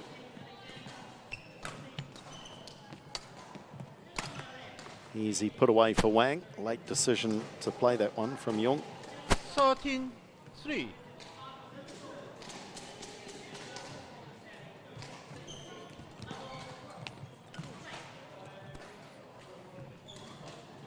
Service over.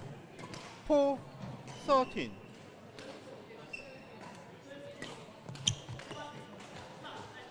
Push into the open court. Jack Service Wang with over. the winner. 14-4.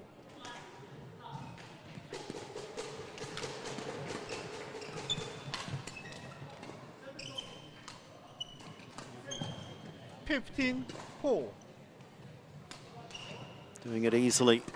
University of Auckland players.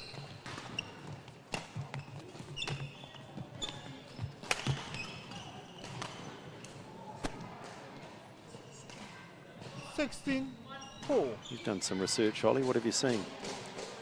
Oh, it's gonna has that Larry Young's kindly told us in his little bio here that he only started playing the game 10 months ago. So I think from having not played at all before then to come to the level he's got now to be competing in the final of a tertiary championship, it's is great. Monumental progress. And I wonder if that was something he took up as a result of COVID, perhaps, maybe inspired. I don't know.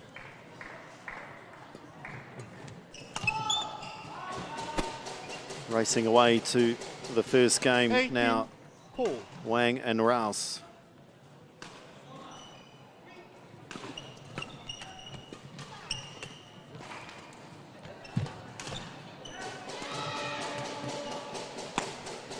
Hold. 19-4.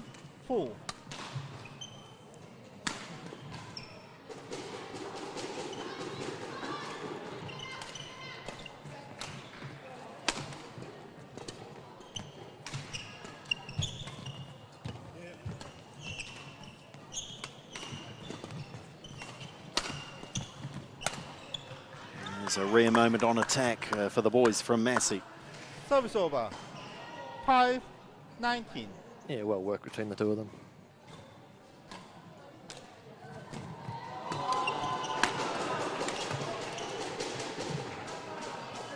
Service over. 20. Game point 5.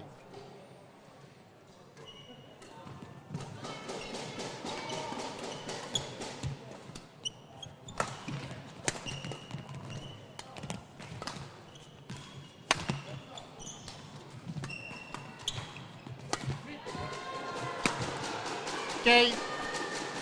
So first game, and this will be a win, there's no question. Injury aside, you don't wish that on anyone. Auckland University will take out the men's doubles. It is a comfortable margin in the first game, and they're up against two worthy opponents, but on this occasion they're just in a different class. But that is incredible, understanding that one of those players has in fact only been playing for 10 months or so. It is incredible in itself. But this will set the rest of the tie up nicely. It will put University of Auckland on the brink and Massey University with backs to the wall. Jack Wang nice and relaxed there. So too Andy Rouse.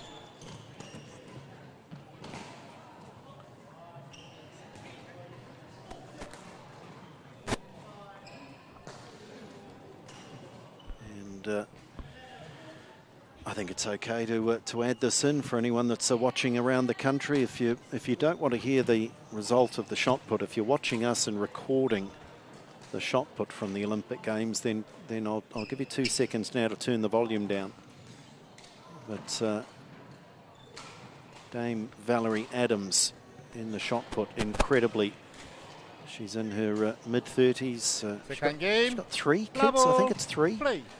2 or 3. Sorry, Val, I should know, but she's won a bronze medal incredibly after a couple of golds, of course. What a career she's enjoyed, and just great to see that she's on the dais again with a bronze medal for New Zealand.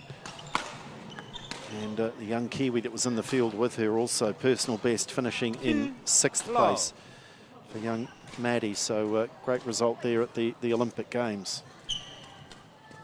As we return our focus to the tertiary badminton champs here. Service over. 1-2. I think that's kind of cool as our scoreboard's fallen away. I think, did our director just pop away to watch the shot put? I'm not sure.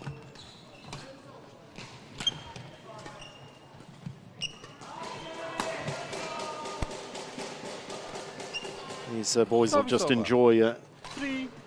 a couple of good long rallies and say they're on the same court as these two at the end of the day and competing. Service over. 2-3. I think that's a worthy enough aside, do you think, Ollie, for Dame Valerie Adams? Have you met her? Do you know her at all from any of your trips away, com games and the like? Service over. No, I haven't had the 4-2. oh, have I? Can't remember actually. Should do. That many trips. Definitely, yeah. Pretty cool though, isn't it, for her to Yeah. go away and pick up another Olympic medal? That's superb. I think it's incredible what a career you had, like you said. Like you say, just absolute icon for New Zealand and New Zealand sport. 5-2.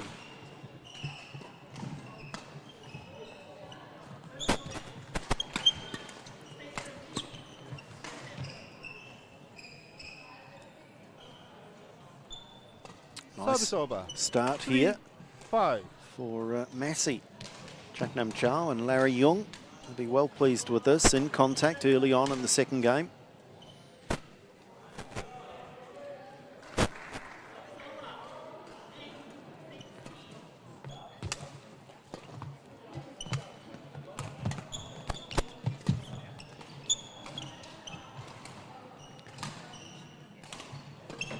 Service over. 6-3.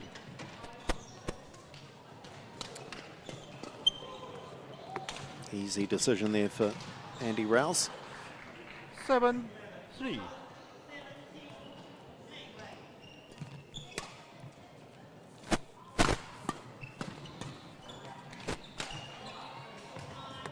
And just as easy for Jack to leave that one. 8-3.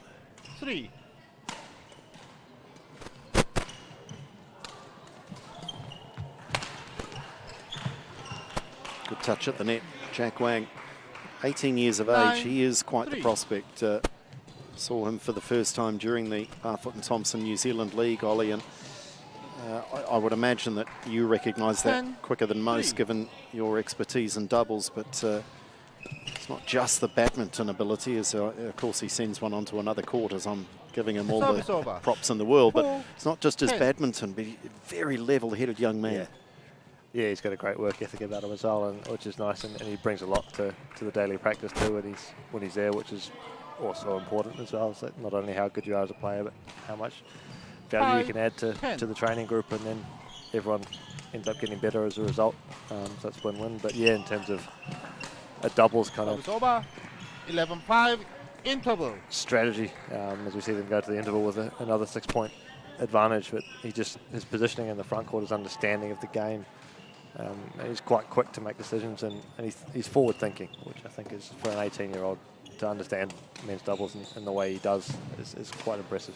And even from the off-court perspective as well, he's very comfortable doing interviews. He's stepped up. He's essentially playing as the captain here for his team, Auckland University, doing some of the interviews and some of the pre-match and post-match responsibilities, which again says that he's very comfortable in his own skin, and that's not always the case for 18-year-olds. And so I've been very impressed. And is it also a little tick in the positive column that he's left-handed? I mean, in all seriousness, does that just bring a little point of difference? Yeah, it does. I mean, you look at like a lot of even the world great men's doubles pairs over the years have been a right-left-hand combination. It certainly adds something else that is makes obviously the pair on the other side have to adapt.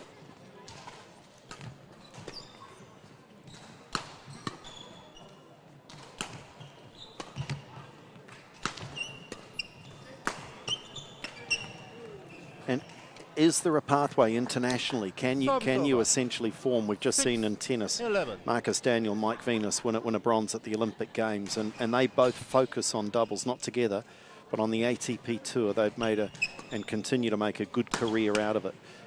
Can you go and chase ranking points? Can you go and be a doubles specialist and achieve just as highly as a singles player can? Yeah, absolutely. I think it obviously takes two of you. Being in New Zealand and training together is probably the hardest thing that you've got to take care of. But I think now, especially the way the program's set up, you know, there's a good depth of guys among the squad, and well, the girls as well in the double squad there. So there's the potential to do it. And if you can create the environment where you're competitive with each other, there's a number of you day to day, and you can drive each other to get better, then absolutely. 6.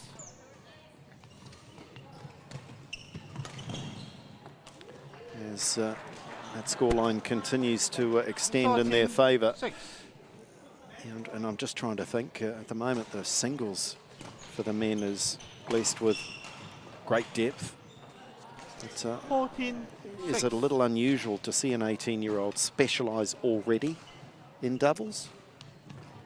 I wouldn't say so. I think it's probably about the time that you make that decision. You generally play all three, or for the most part of your junior career, and then once you start to make that transition, as a well-constructed rally from the boys from Massey, it's about then, transitioning from juniors to seniors is a big step as it is, and there's a lot of work that has to go into it, and to try and do that in two quite different skill sets and build on both of those is complicated. Some people are more gifted at playing the other events than others, obviously. Like you see more singles players that can play good doubles than doubles players that can play good singles. Maybe speaking for myself there, but I think you're right though. Generally, that it's the doubles. I think in a way is the more specialised game. It's the different skill set there, and if someone's absolutely suited to that, they might make the transition to singles a little more difficult.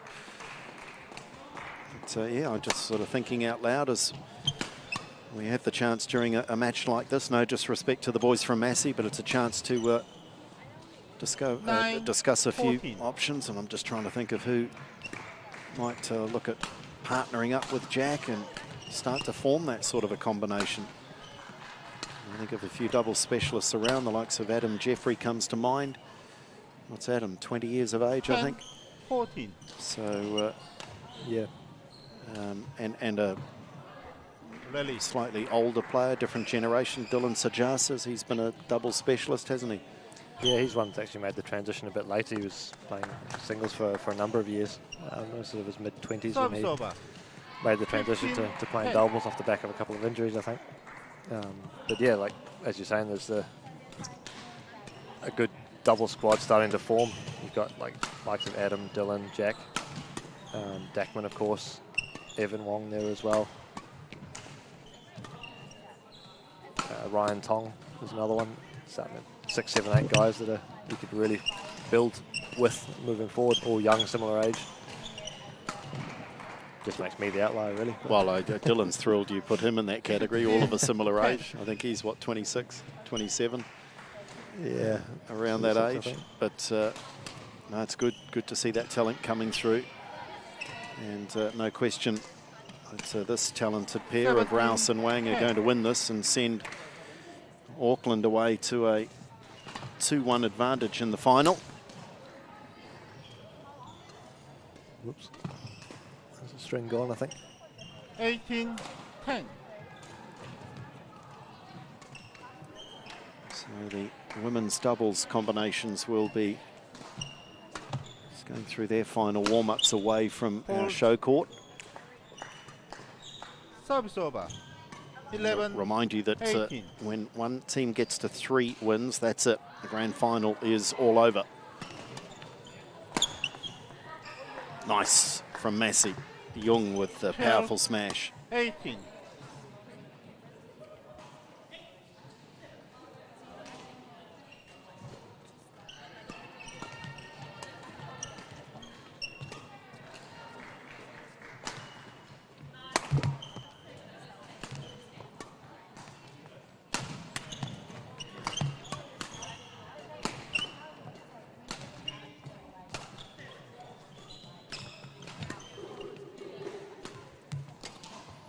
Couple of points away now for Wang and Rouse.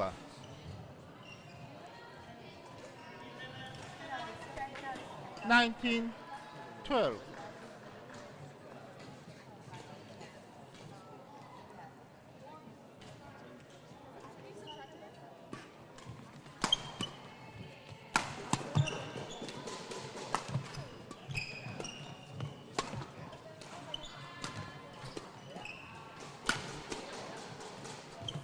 Oh, little air shot there from Larry. 20, match point 12. I'm sure they've enjoyed their contribution to their team right throughout the course of the weekend, including a chance to play here in the final. Jack played that one. I think it might have been going wide. And that goes long from Rouse. Service over. 13-20.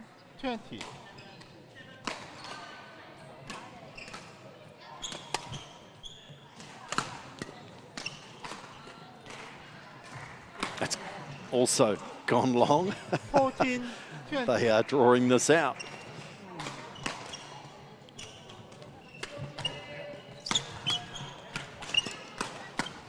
And they continue to do so. Rouse and Wang might want to just put their heads down here and finish this off. And they do. They do. Comfortable win for the University of Auckland. Andy Rouse and Jack Wang winning it in straight games over Chak Nam Chao and Larry Young. So the tie is situated now at 2-1. 21-5, 21-15. Auckland in control. They are all but. They just need one of the final two matches to go their way. And if it is the next one, the women's doubles, then we do not play the mixed. But do not go anywhere. That women's doubles is coming up next.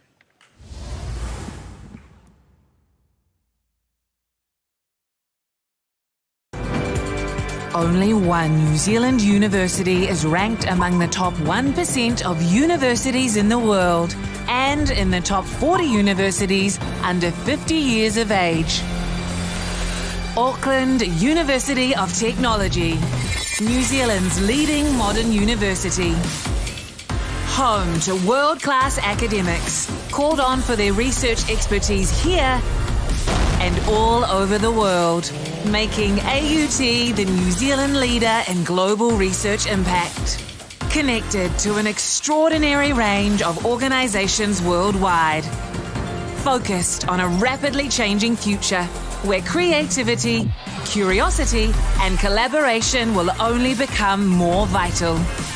We inspire, nurture and find the greatness in every single one of our students. We are AUT, New Zealand's leading modern university.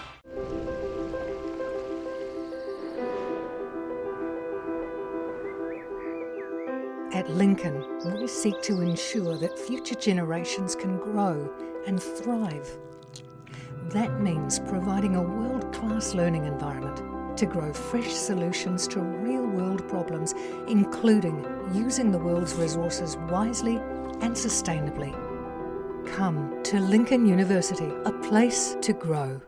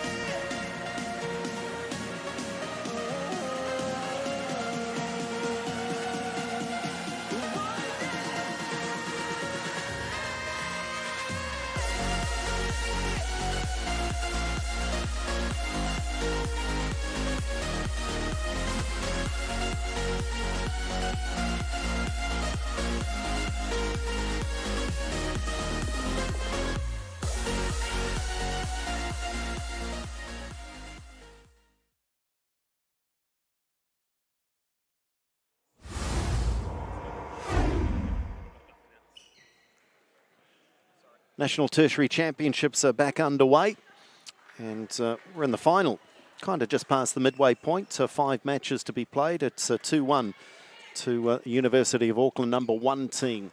They do have 2 teams in action in the championship division, but their #1 side has made it through to the final, and they've just won the men's doubles to lead 2-1, which means women's doubles is next. Could it be the last game on our program? Well, the Aucklanders can decide that. If they win the championship. Let's welcome our 4 women out onto the courts. Erina Calder-Hawkins and Sophie Lee for Auckland, up against Selena Huang and Caitlin Rosario for Massey. So Selena backing up, having played the women's singles, whilst for the others, they are ready if needed. Erina Calder-Hawkins and Caitlin Rosario to go back-to-back. Both will play in the mixed if it is played. While Sophie Lee, this is her only appearance in the final. Holly Cho is in control of this one. Selena, Elena, sorry. Black or green? What is your choice? Oh, black. You are green. Service or end? Who will receive? You receive, and which end? Right end. Who will serve? Sophie serve.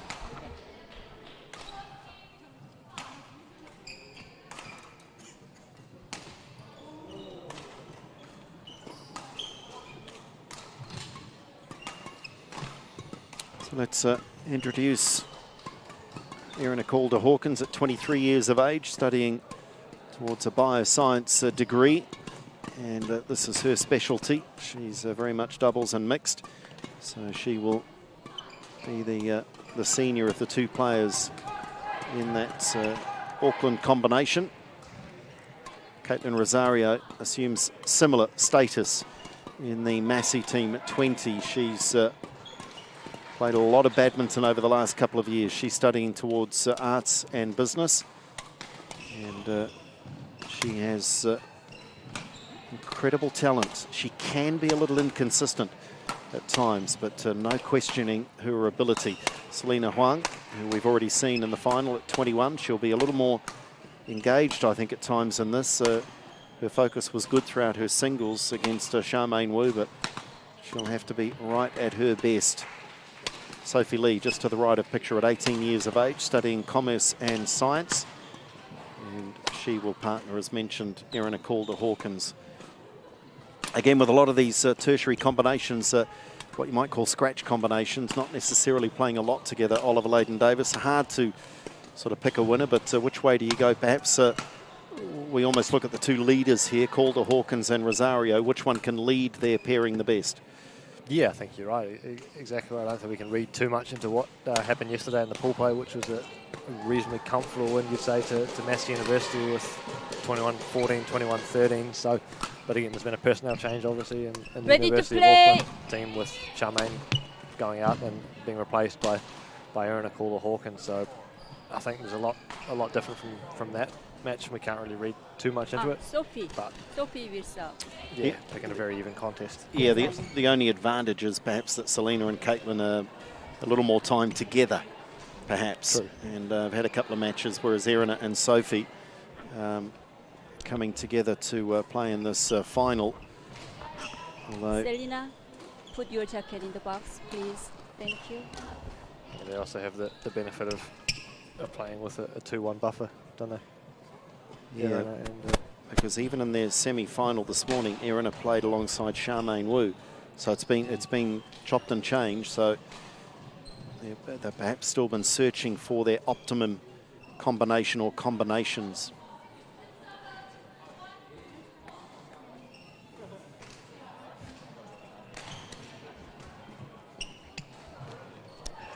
Ladies and Well, this gentlemen, is crucial. This is on my crucial. Here we go. right, University of Auckland 1, represented by Erina Calder-Hawkins and Sophie Lee.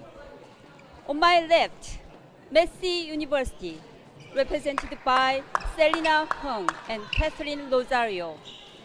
University of Auckland 1 to serve, Sophie Lee to Caitlin Rosario. Love ball. Play. Auckland can win the title here.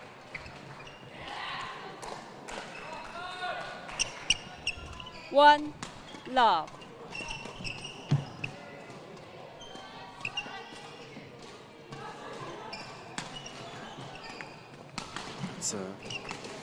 Let's just call that evens. A mulligan for each team. 1-all. Oh, okay, we'll make that a couple. It's a couple of loose shots now from the Aucklanders. Sophie Lee pushing that one way long.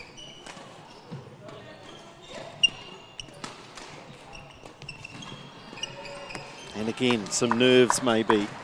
Just a little tension in that racket arm. 3-1.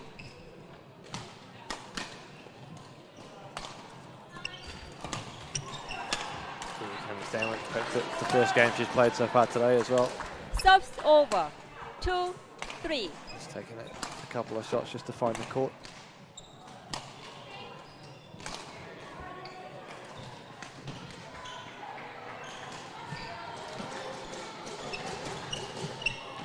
There's nerves everywhere here. This is not a good start. Well, Sophie is a part of Subs Badminton over. New Zealand 4-2. junior teams.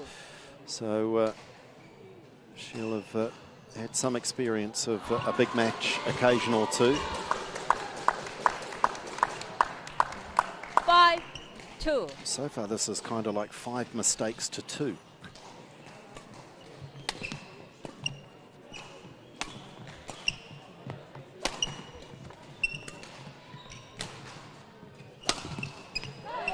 Arguably, that's the first point that's been won.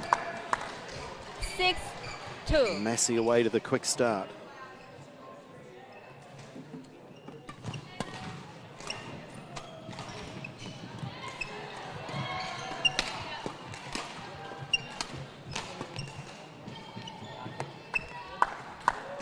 Another one that go long 7-2. with the back line.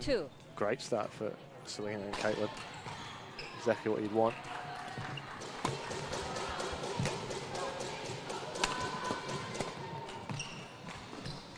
So I have just had some information passed on. I didn't do the research on this, but Sophie, you can see that the strapping on the left knee, I assume that is the knee, but she had a reasonably serious injury 18 months or so back. So they will just be sort of finding her way back to fitness and 9-2. her involvement at the highest level.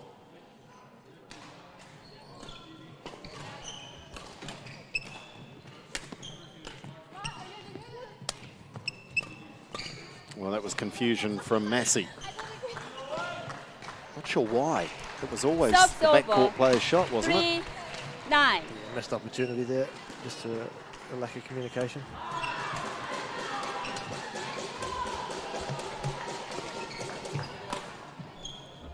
Four, 9.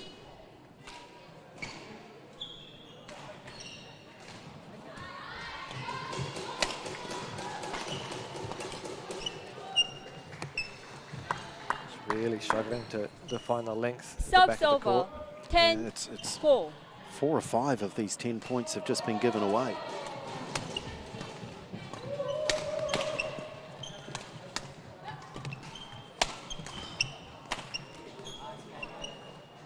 (11-4) interval. It's gone by in the blink of an eye, I should say. And I didn't necessarily see this coming. Caitlin and Selena have settled really well. And just Irina and Sophie just not finding their length in particular.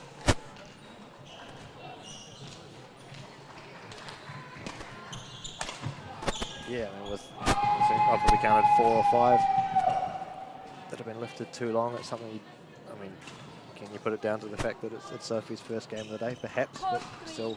20 seconds. Court 3, 20 seconds. Better off at least just pull it back a bit, a little bit short. Maybe you lose a couple of points, but really important.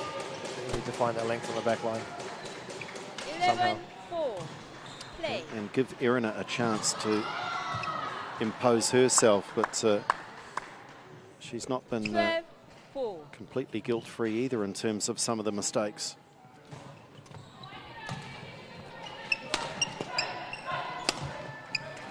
This is dominant from Massey. 13-4.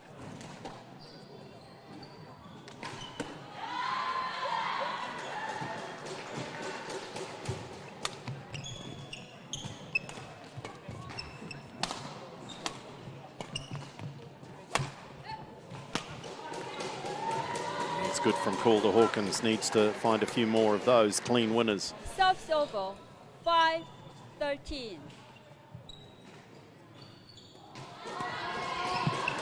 Oh, and Sophie getting in on the act as well. 6-13.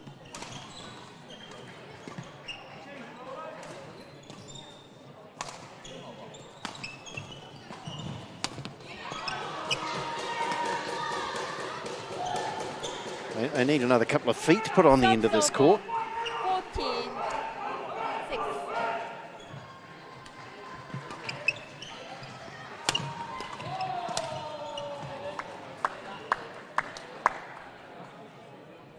14-6. Six.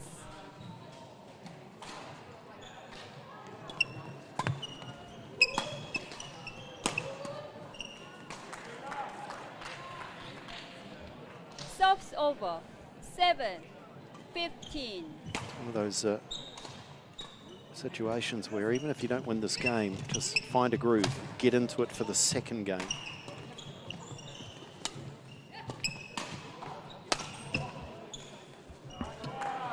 Yeah, exactly. At least you've got to start playing the sort of rallies that you want. 15.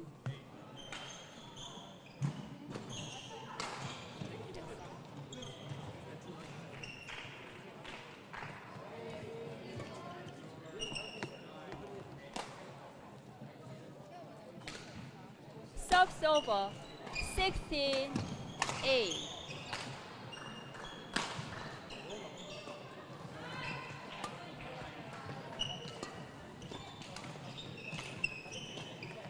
A little bit better Serves over. from the 9, University of Auckland pair now. 16. If they can settle into the match, we might have a match. Early stages very one-sided in favour of Massey.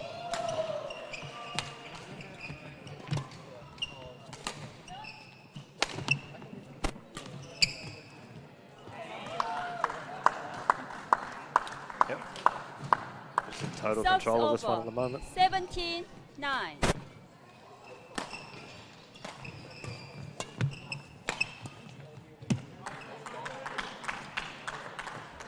Serves over. 10-17. Change. Prior to that injury, Sophie, 2018 under-19 doubles silver medalist, and in 2016 and 17 won silver in the under-15. So she certainly come through the junior ranks as one of the players to watch.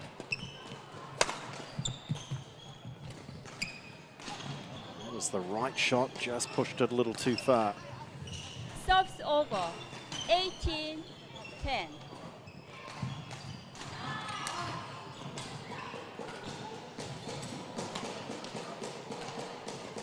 Serves over. 11-18.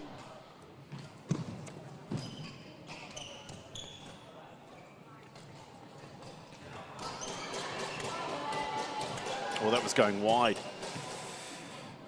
Easy for us. We Serves had a over. perfect look at that down that 11. sideline.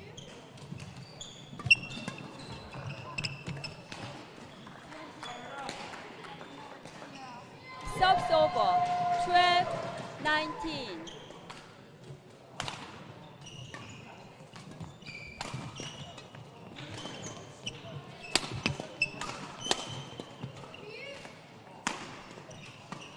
Multiple game points now for Serves over. Selena 20. and Caitlin, Game point 12. Massey University.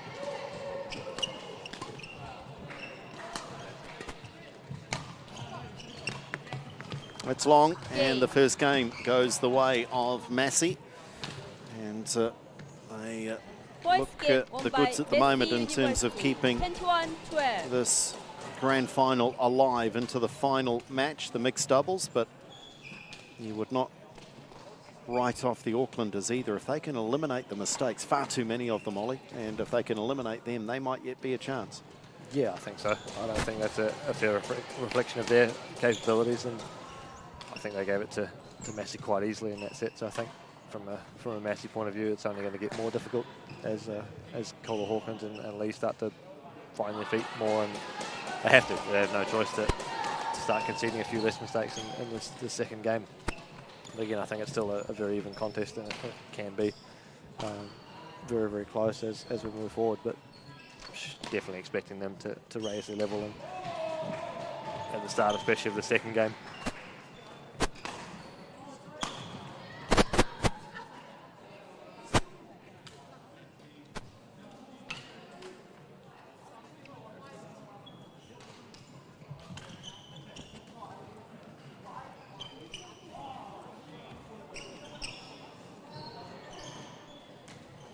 So Selena Huang and Caitlin Rosario looking pretty comfortable, but they'll want a good start here to reinforce that authority.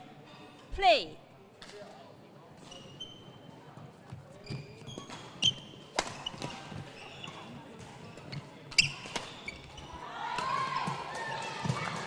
And if contrast that, if Calder Hawkins Subs over. and One Sophie Lee can get away here, just find their length, that'll give them a huge boost.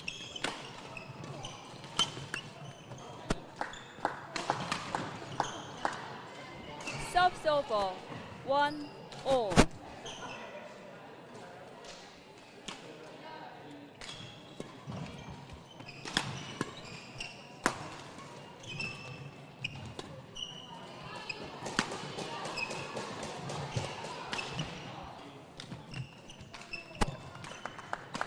I like those defensive options from Sophie Lee there. Subs over. Much better just to 1. play the block. Don't necessarily have to follow it in. Get the block back and then relift it onto the side of Calder Hawkins. Smart play if you're not feeling super comfortable. Let your partner do most of the work until you start to get the feeling back yourself. Yep, it's not a defeatist 3, attitude, is it? It's 1. just good tactical awareness. Just do your job and let your teammate do a little more. Oh, that's nowhere near the strength needed. Easy smash. Subs over. 2-3.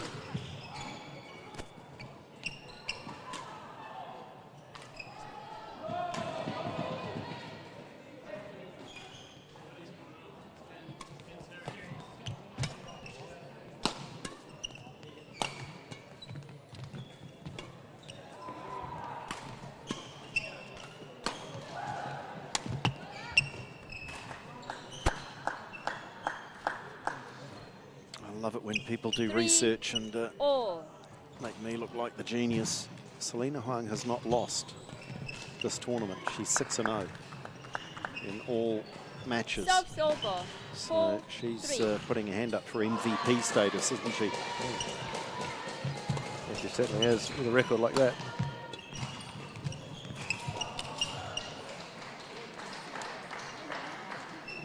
Subs over. 4-all. So I could have just owned that. I could have just said that was that was my research. It's not who I am there. Jonathan Stone deserves all the credit. 5-4. He's not been mistake-free though across the weekend, Hasn't he? no. No, I think we've all had a blunder or two. Not there from Caitlin Rosario. 6-4. It's been a marathon though, goodness me. We had some great matches, good fun yesterday through pool play. And Sophie Lee looked hopefully towards the chair, but that was clearly in. 7. And we had a marathon semi-final, and the final, to be fair, looks like going the same way. I think it's going to go the distance. There, I've called it.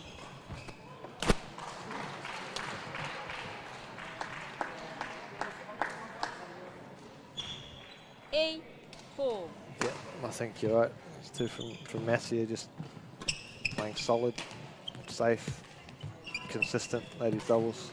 Well, until that shot there, but across the board. Serves over 5-8. It's been a lot more stable in the way they've gone about things. Haven't tried to do too much.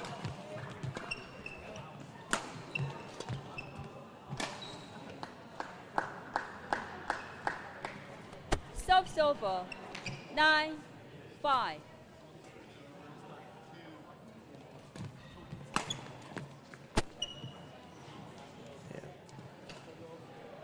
Good power from Rosario. 10, Not a great return 5. from Kula Hawkins, but still had to be put away.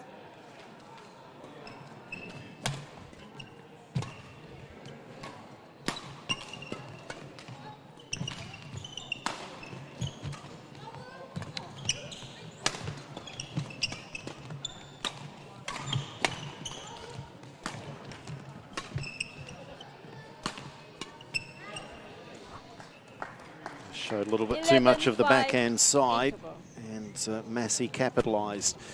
So they have a comfortable 6-point lead at the interval here, having taken the first game. And I would imagine that Dackman and Edward, about now, are upping the intensity in their warm-up.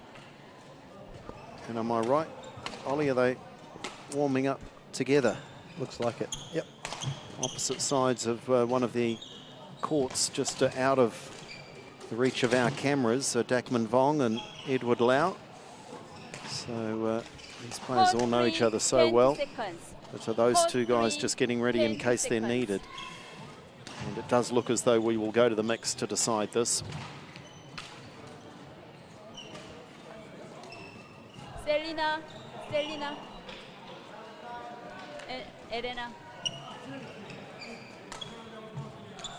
11-5, play. Can they finish this off?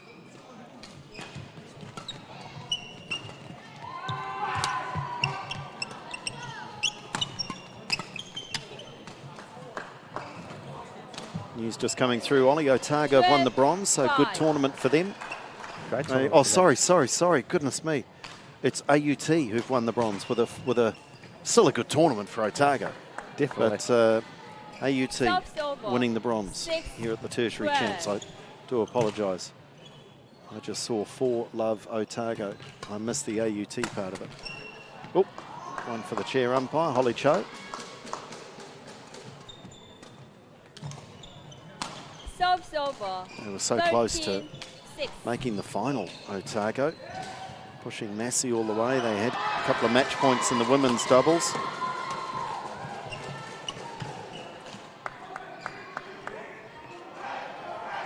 Serves over 7-13.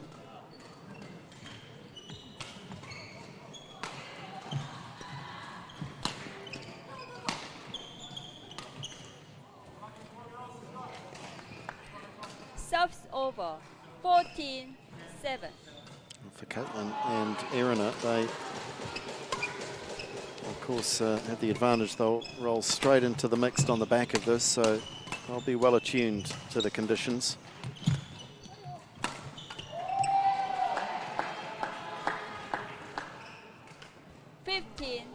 They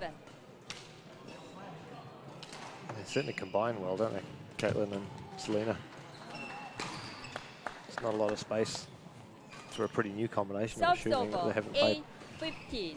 too much together in recent times, outside of the weekend. Yep, and Selena will go to 7-0 for the weekend, so if they are to win here.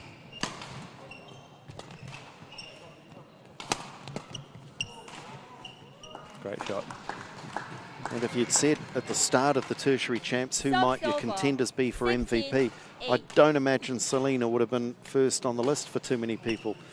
No disrespect, there are just other higher profile players, but she's been invaluable. Serves over 9-16.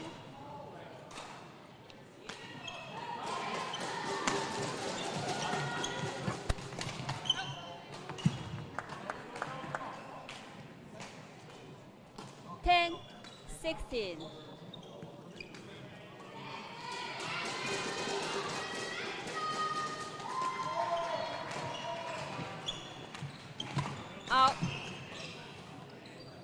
Just Just when there was a Subs over. tiny 17, hint 10. of a comeback.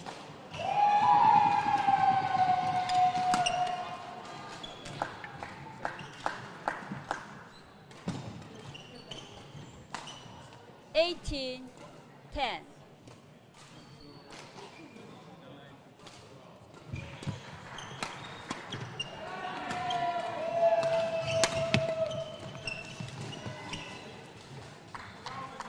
Can I impress you some more about Subs Selena over. Huang? 11, She's 18. about to go over the last 2 tertiary championships. She's about to go 15-0. She's either very good at selecting the matches that she plays, or she's a very handy player, and I know which of those is the correct answer. Oh, for sure. That's a great effort.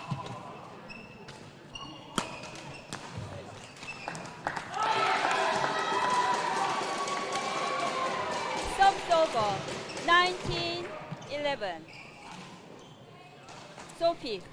Well, she's only competed at 2 tertiary championships. So Yep. in actual fact, yeah, she's never Catherine. lost a match here, has she? Never. Not a bad record. And it looks like that's the way it's going to stay, because she doesn't play in the mixed. Easy smash there for Sophie Lee. So she'll have a target on her back Subs next over. year.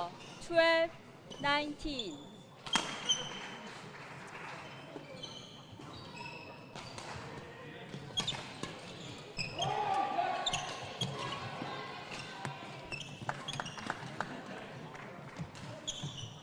$13, 19.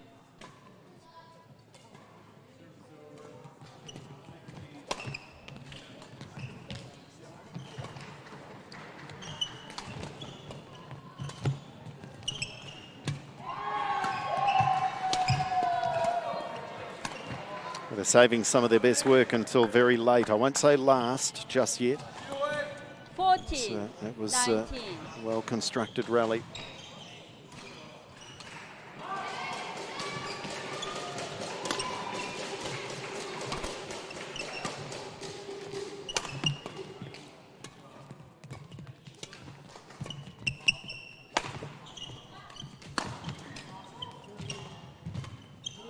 Trying for the miracle shot to finish that off, but it brings up match points now. Subs over. 20, match point 14.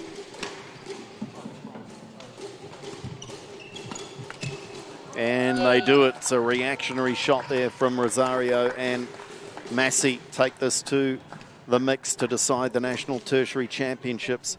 It's a very good win for Selena Huang and Caitlin Rosario. Match won by Massey University. 10-1-12, 10-1-14. Which means at 3:30 on a Sunday afternoon, we return in a moment or two with the mixed to decide the destination of the 2021 National Tertiary Championship. Stay with us.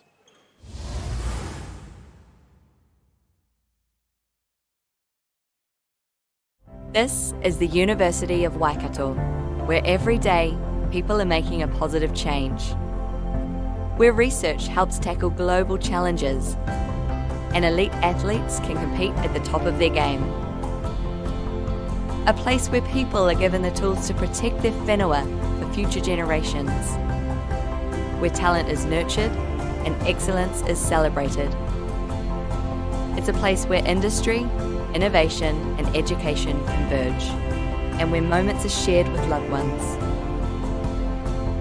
It's a place where teaching and learning has no borders, and people of all races and cultures work together as one.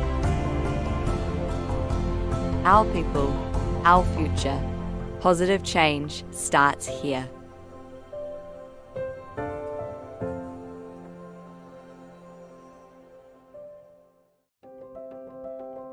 I'm researching the connection between Māori communities and geothermal resources so that we as engineers, scientists and decision makers respect Māori values and better integrate those values into geothermal engineering.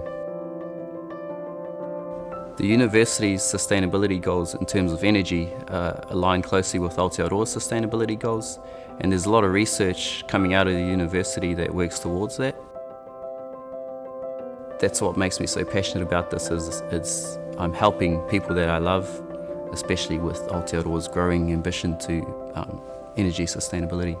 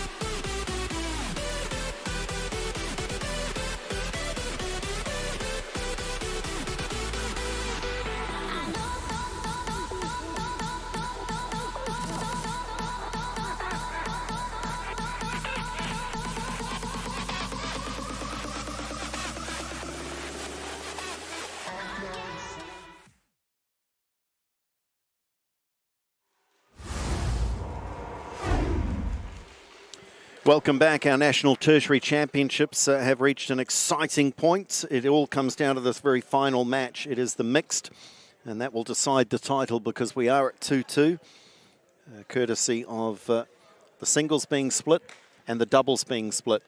And it's gender-based as well because Auckland have won the men's singles and the men's doubles. Massey has won the women's singles and the women's doubles. So that all seems fair, doesn't it? Now it comes down to the mix to see who can take out the title. Let's welcome our players onto our court here at AUT North. And for the University of Auckland, it is Dakman Vong and Erina Calder-Hawkins. For Massey University, Edward Lau and Caitlin Rosario.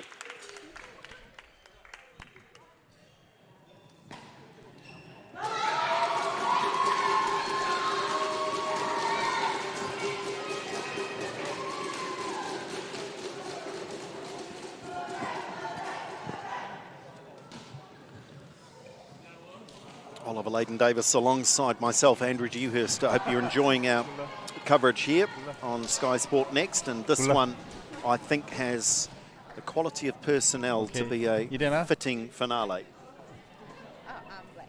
Black cold.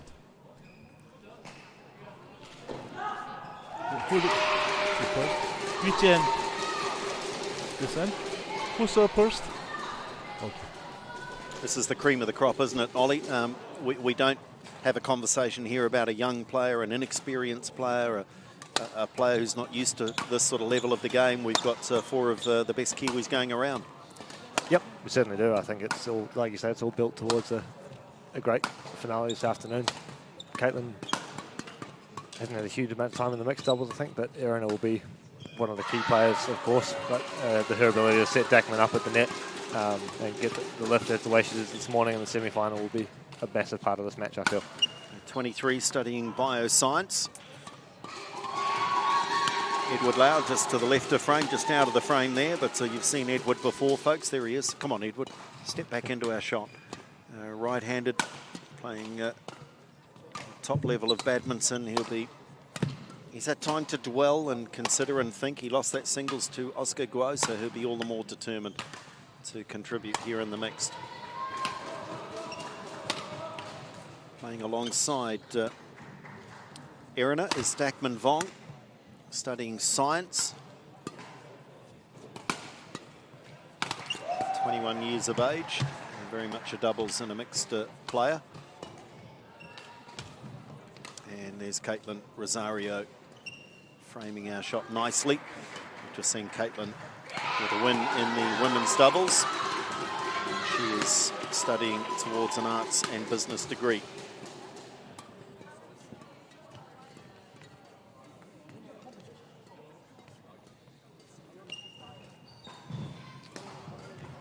I mentioned right at the top of our broadcast that Badminton New Zealand doing a great job in highlighting the Tertiary Championships and continuing to put it on a very high level as far as tournament play is concerned. But equally, Ollie, a testament to badminton players. They're an intelligent bunch.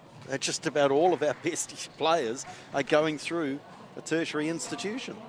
Yeah, it's yeah, like I say, impressive to see. There's a lot of juggling. Of course, it puts a bit of pressure on their time management skills as well, and be able to juggle both. But obviously, most people are doing it pretty well by the looks of things.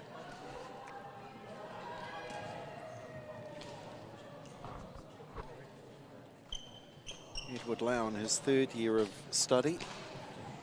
Caitlin third year. So they've got used to managing all of the different demands. So Zerina, she's studying towards her masters. And Dagman in his fourth year. So we've got four of the best badminton players, and we've got four of the most experienced on these teams. So it really is perfectly poised.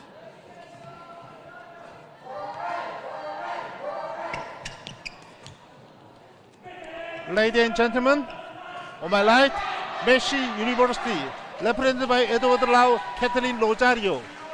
And on my left, University of Auckland 1, represented Darkman Bong, Elena Carlton Hawkins. University of Auckland 1 to serve, Elena Carlton Hawkins to serve to Edward Lau. Level, play.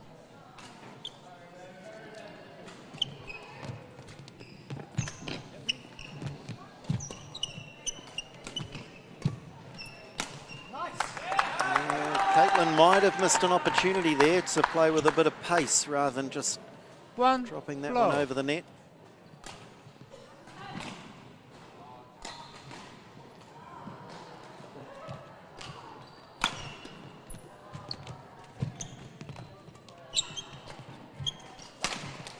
Oh, so much of that rally right under the eyes of Vic Kim. Low.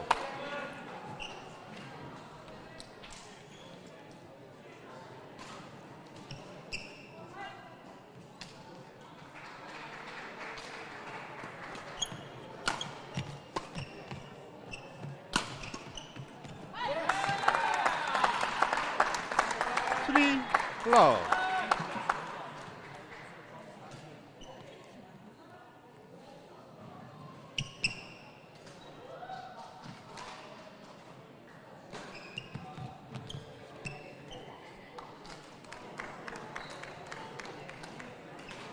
Service over. 1-3.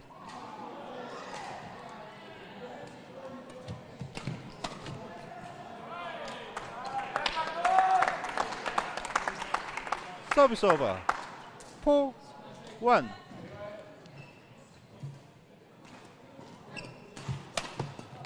It's a really good start here for the defending champions, Auckland, winning the tertiary title last year. And in fact beating Massey in the final, so it's a chance for revenge for Massey.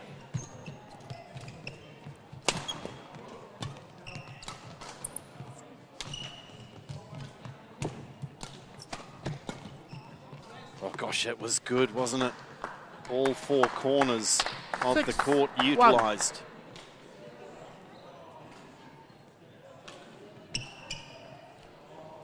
Massey are trying to avoid being runners-up on the big occasion 3 years in a row.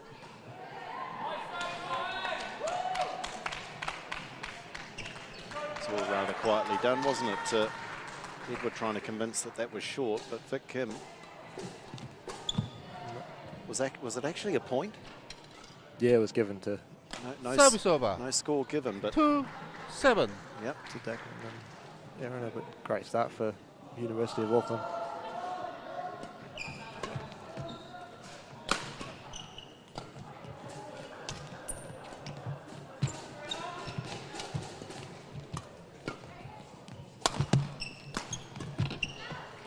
This is quality. 3-7.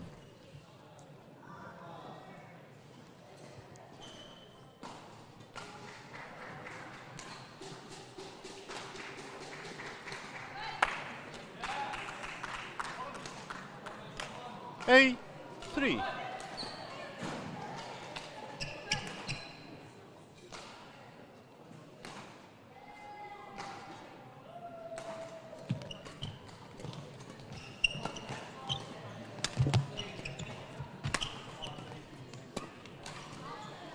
He just steered that out, Dackman.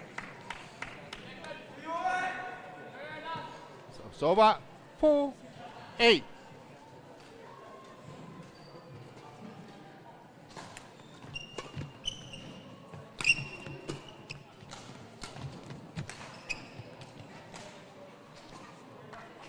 Five, 8.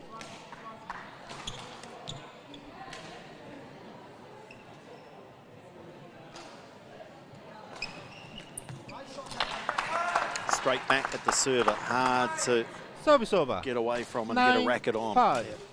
Particularly difficult for singles background as well. Not used to those sort of shots.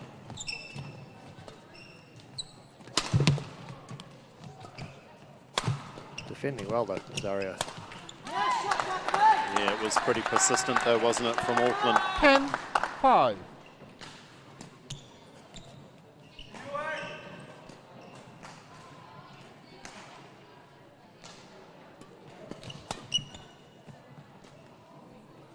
Oh, 11-5. goodness, even that catches the line. It looked to be going long, so a comfortable lead here for Auckland. What are they doing well? What are they doing better? I think again it's just the way that Dackman's controlling the mid-court. He's able to be, he's early, he's able to just keep the shuttle down more often than not. Erin is up there challenging the net, which I think she's winning that battle with Caitlin up there, which is key.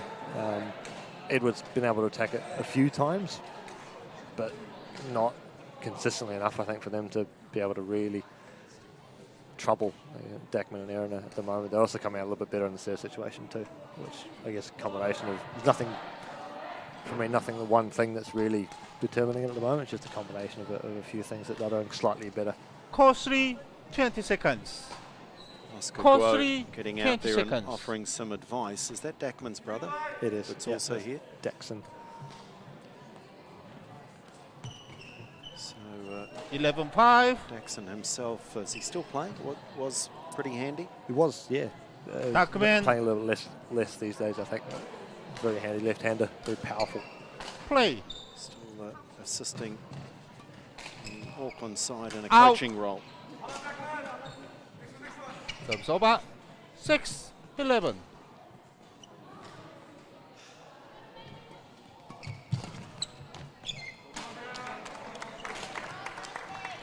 Seven, 11.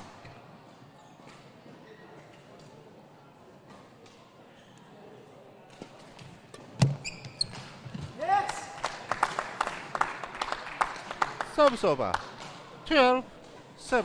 So the Massey University fans might not appreciate this next piece of research. I'll bring it to you in a moment.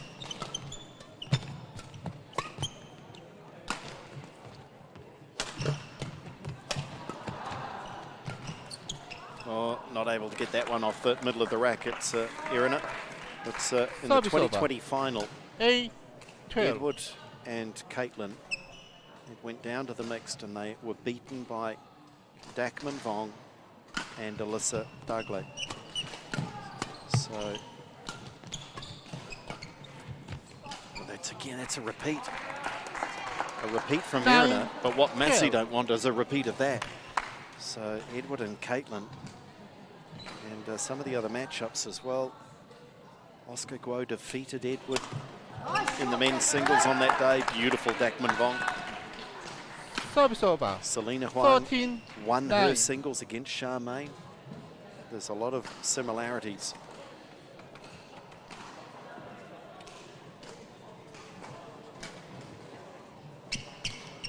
It's a chance for history to be rewritten for Massey this time round. And this has been a good little run, hasn't it, out of the interval? They've closed that up. Service over 10-13. Just slowly working their way back into this one.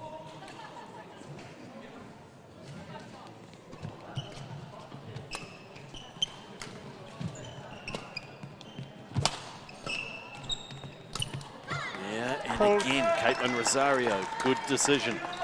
11-13.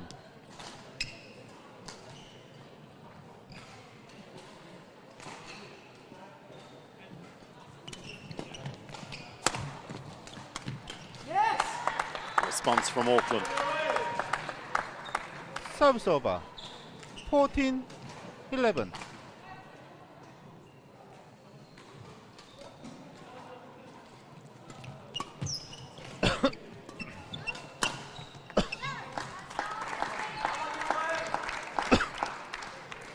Service over. 12-14.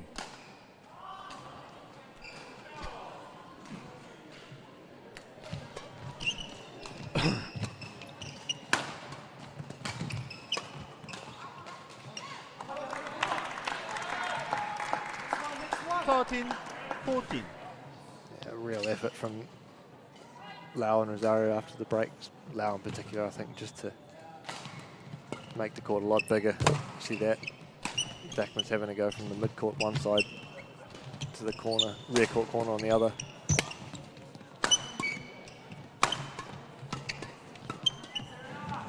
Terrific from Calder Hawkins, really good.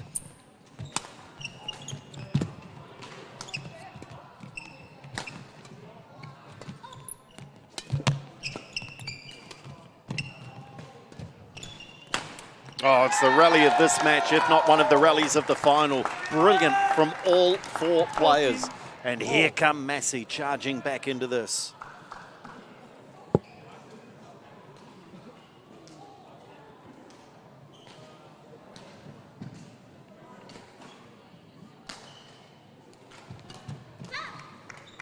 And they charge into 15, the 14. lead. Quite a turnaround. Oh. Rosario, 15, hand to the forehead. She knows how big that was.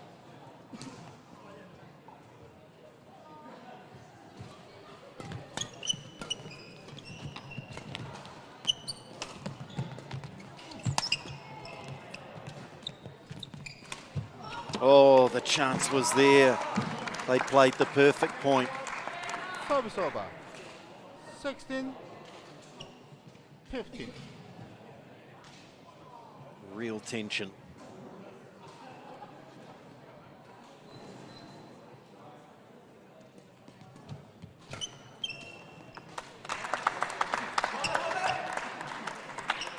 Service over. 16-all.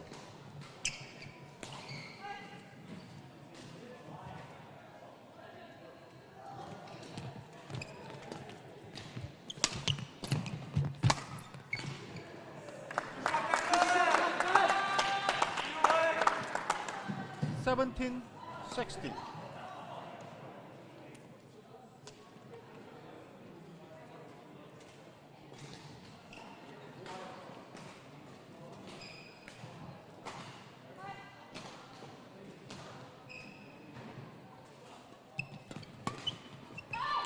That's good, quick, assertive play from Dakman Vong.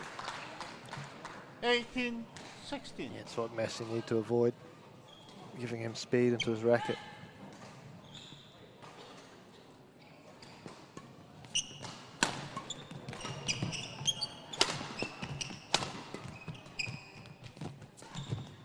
Oh, Calder Hawkins, perfect judgment. And that's the doubles instinct. Anyone else might have tried to play that with power, but just playing it into the empty court, perfect.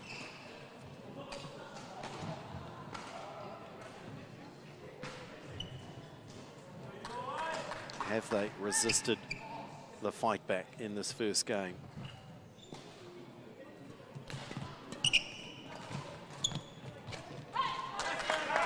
They may well have 4 game points. 20, game point, 16.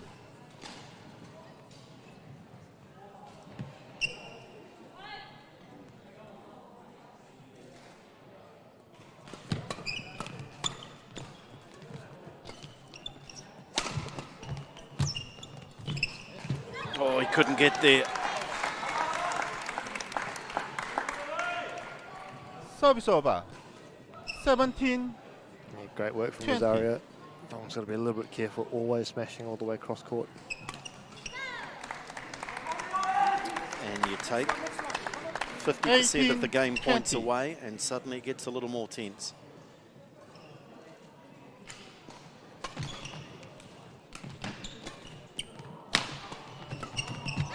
Make that 75%. 19. One 20. game point still to save for Massey. Auckland with one more chance to win the opening game.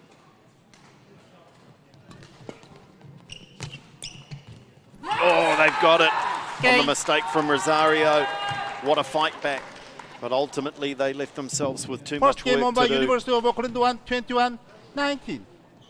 So this is fitting indeed as a finale. And so far, the match pattern is following exactly that of last year. The personnel have changed, but the results in the respective matches are exactly the same as last year, when Auckland won the mix to win the title.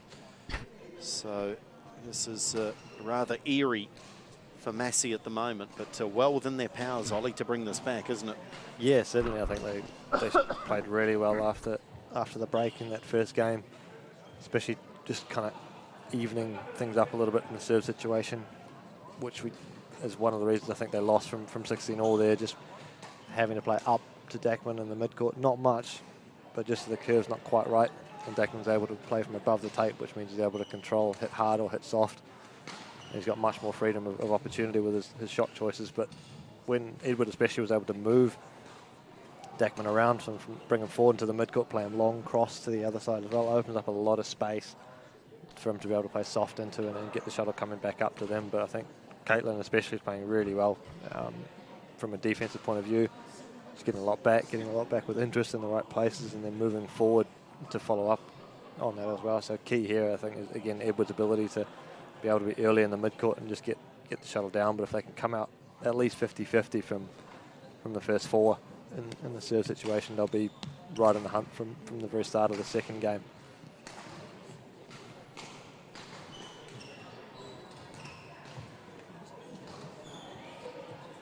So a good crowd in attendance around this show court now, as well as other matches have concluded. There are multiple divisions being played here across the weekend. Presentations will follow away from our coverage, but we'll crown the champions, of course, immediately following this match. But various presentations across the divisions, including the likes of the Spirit Award, being handed out to one of the university teams. And, a lot of focus in this final match. Play.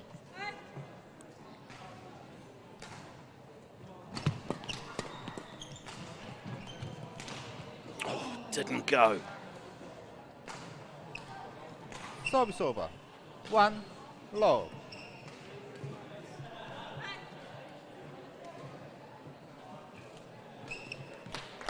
Out. Service over. 1 all.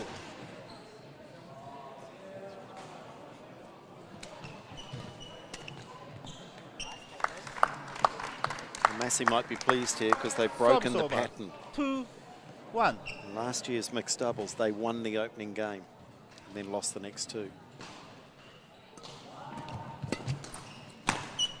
So in some perverse kind of a way, can they take some positive news out of losing the first game? They need to win the next two.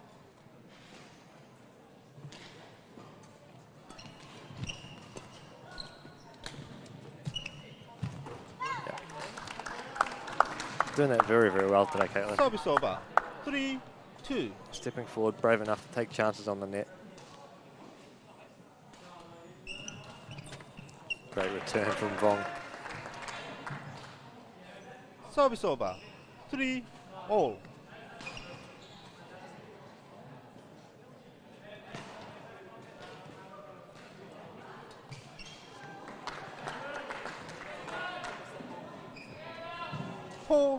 3.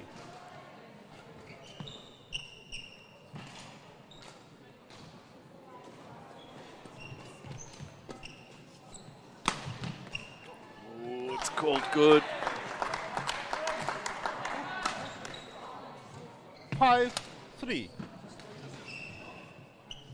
Gosh, I must admit, I thought that might have just missed.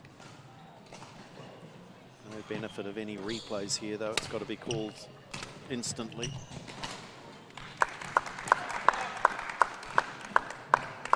Service over. 4-5.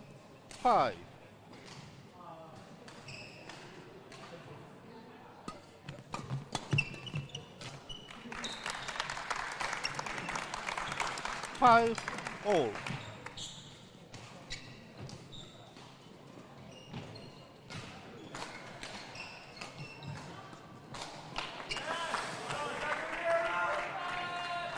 Service over. 6-5.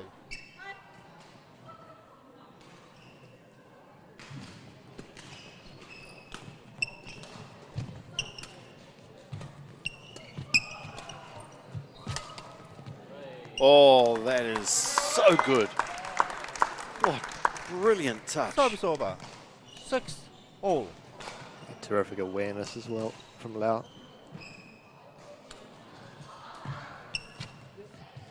It's loose from Calder Hawkins. 7-6.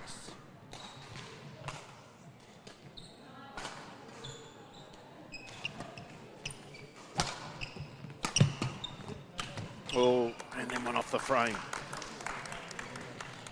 8-6.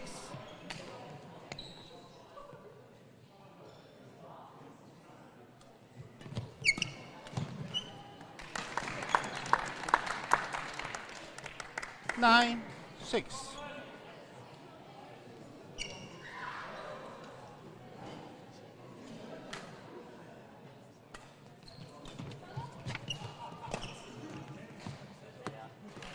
This is good for Massey. 10-6. They've eliminated most of the simple errors. And playing some beautiful shots at the net as well. So they go to the interval with a 5-point lead, looking to take this into a third. Why not? Why not? On a marathon day of badminton, why not take the decider to a deciding game? What have they changed? What have you seen here, Ollie? Yeah, they've pretty much what I was thinking before, actually, just around how it was able to be early. And two things really: move Dackman around, especially from the mid to the back to the other side. But also Caitlin has really kind of stepped up. She's moving forward. She's playing the net now. They've able to take an error a bit to the back of the court and then try and play in front of her. There's been a few errors off her racket, which has helped on the back end of that. Course 3, 20 seconds. Course 3, 20 seconds. But just done what they've executed what they've been trying to do a little bit better for me. 11-6. Play. They all know each other so well. So many hours spent training together. And playing against each other, with each other. Service over. Won't take 7, the edge away though. 11. If anything, it adds to it.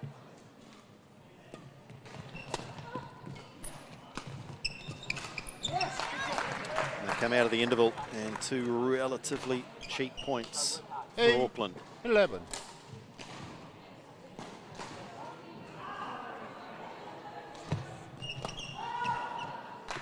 Yeah.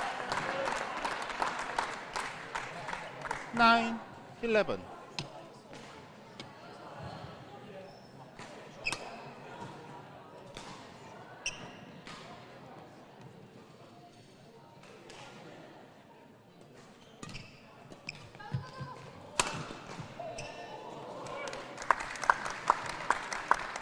They needed that. Service over. 12, 9.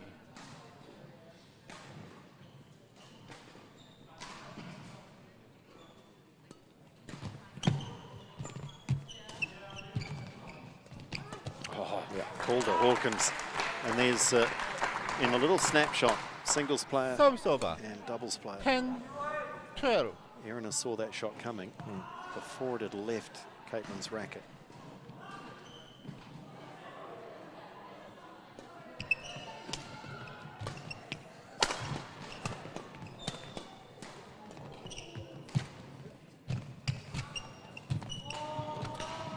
Wow. If they go on to win this, remember that point from Erina Calder-Hawkins. 12. Incredible defense.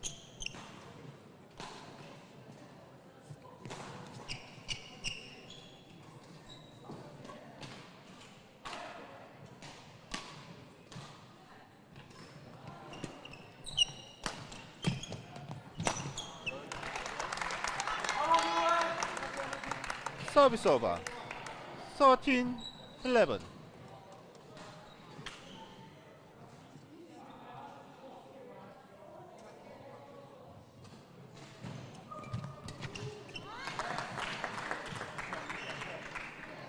Service over. 12-13. Still with a 1-point lead, but the comfort at the interval has gone. They were leading by 5, and now it's just all got a little tense for the Massey combination.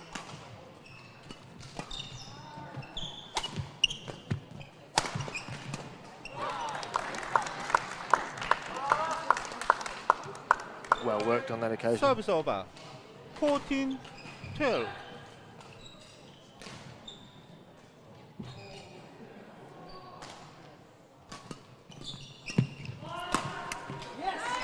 played, Dakman Vong. Service over. 13-14.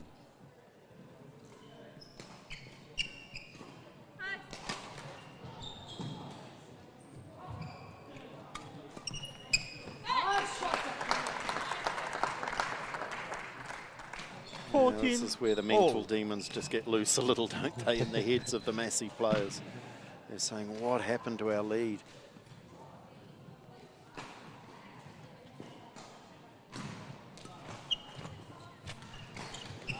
Too good.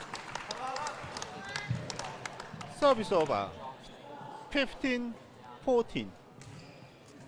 Yeah, I mean, they've maybe made some mistakes post mid-game interval, but I don't think they've been bad mistakes. Serves maybe a little bit loose, but they've got to continue trying to do things the way they are. Service over. 15-all. Rosario especially has to be up there challenging Calder-Hawkins at the net.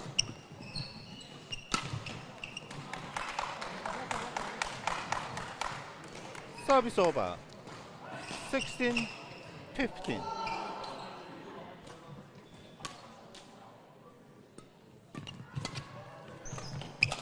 Oh, gosh, that's quick from Edward Lau. 17-15.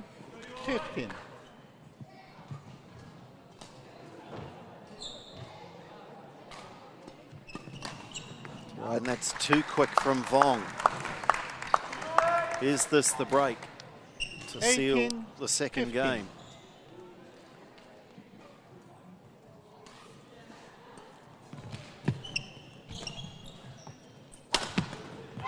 May well be.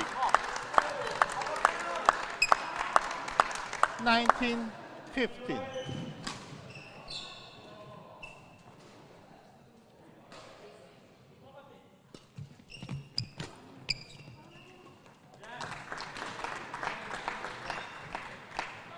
Service over. 16-19.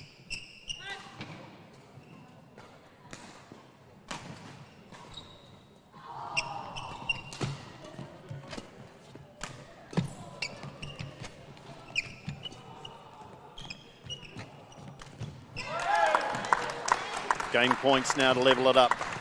Service over. 20. Game point 16.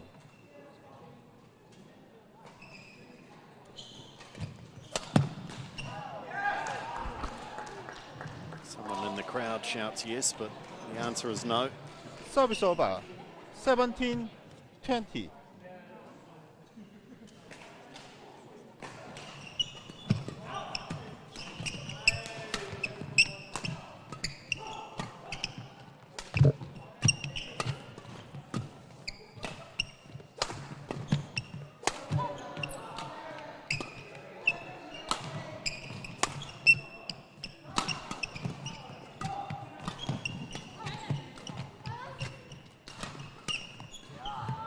Oh, great stuff. 1-1. We're going to the third. And just about everybody in the gym now by Massey University 21, totally 17. engaged in this. 1 game, all. And this is edge of the seat stuff now as over the course of 2 days, pool play and semi-finals and final, it all comes down to 1 game to 21. Knowing the way this has played out over the weekend, we might have to go higher than 21 to find a winner. It's a really good response, though, from Lau and Rosario. And hard to split these two now. It's just going to be who plays the big moments best. Yeah, it is, I think. Again, complete credit to Lau and Rosario, the way they played that second game. Just sticking to their plan and just trying to execute better. I think they managed to do it, especially with Rosario. It could be easily to get disheartened with making 2 or 3 mistakes perhaps and just post the mid-game interval that maybe allowed the Auckland University to catch up, but she didn't.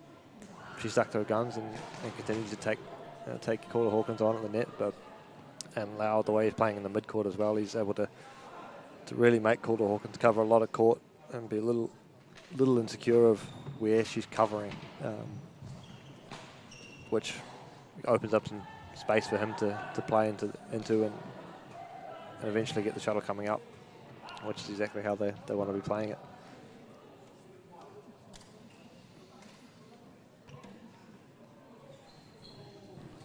Call 3, 20 seconds.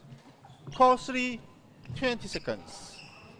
Well, there shouldn't be any concerns about nerves and about an ability to cope in this sort of a situation. These 4 players all very experienced. Final game, level. Tension does funny things. Play.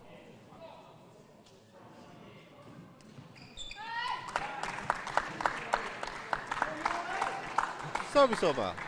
1 low.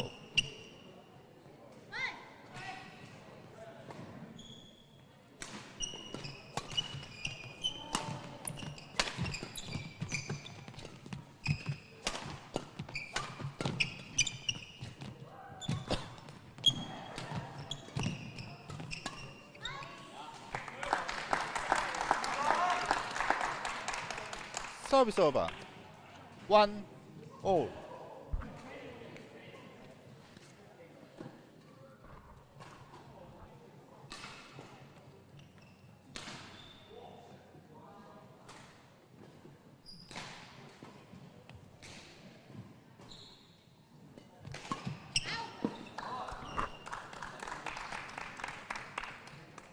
Two, 1.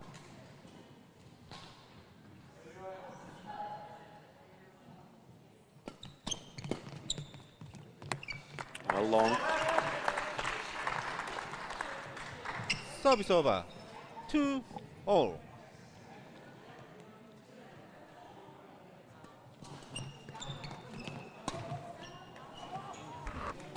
There is just a little bit of tension, isn't there, in those racket Service arms. over. 3-2. Yeah, there is. I think Calder Hawkins, especially of the 4.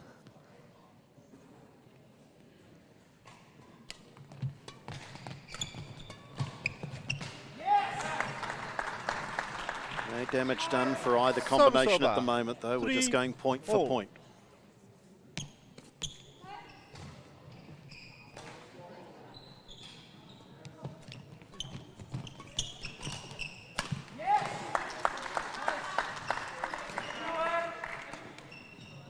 Four, 3.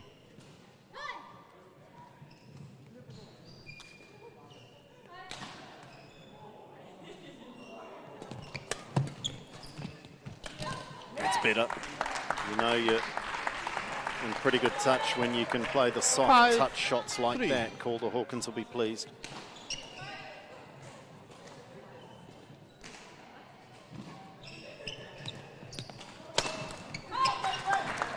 Another great return from Rosario. 6-3. And the first break of any significance now. 3-point lead.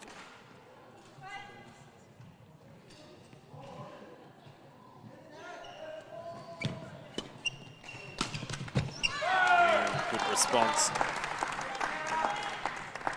Service over. 4-6.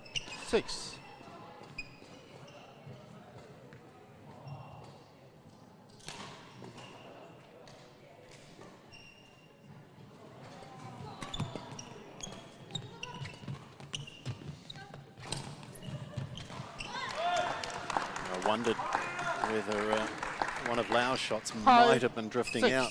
Are you on a line with that, Ollie? Yeah, it was probably close enough to hit.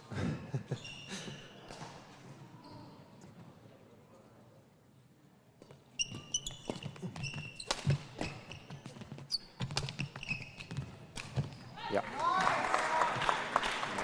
She has such an awareness, doesn't she? Service over. So 7-5. called the Hawkins. If there is an opportunity presented at net and she's anywhere in the vicinity, she'll likely hit the winner. Yeah, you're spot on before, and it's the difference between the singles and the doubles players. I'll elaborate on that in a second.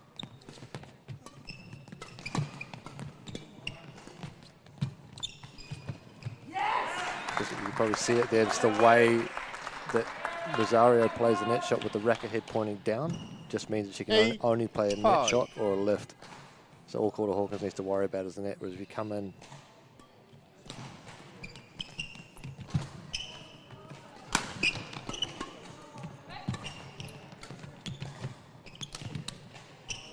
it's wide. Whereas if you come in with the racket head angle pointing upward, you can either play net, you can push, you've got a lot more options.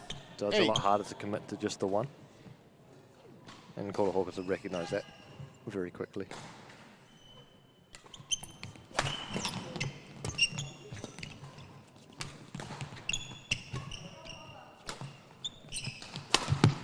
Yeah, look out, give Vong that sort of a chance. Not enough depth on that clear. Service over. 9-6. That's one of the best matches we've seen all day.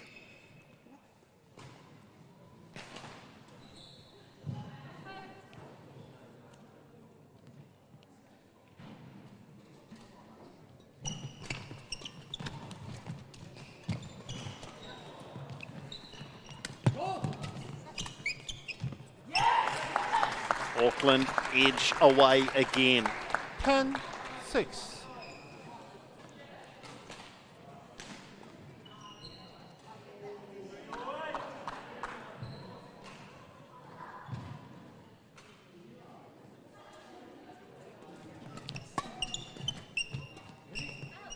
Oh, right call. Yep, just wide. Service over. 7-10.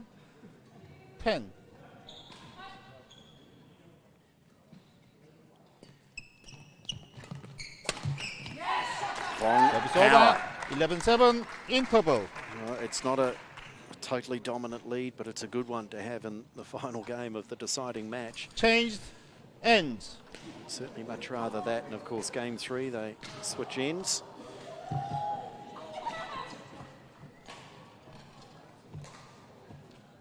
So Vong and Calder Hawkins finding the big shots in the big moments. A little bit scratchy to start this third and final game, but they've certainly eased nicely into their work now.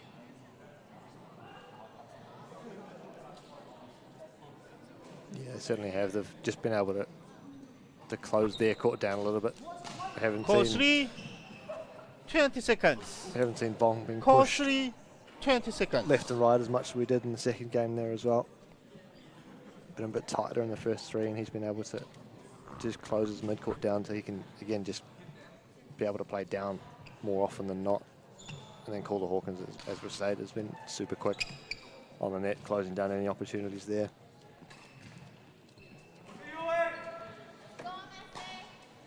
Document. 11-7. Auckland looking to go back-to-back at the Tertiary Championships. Massey looking to overturn last year's final.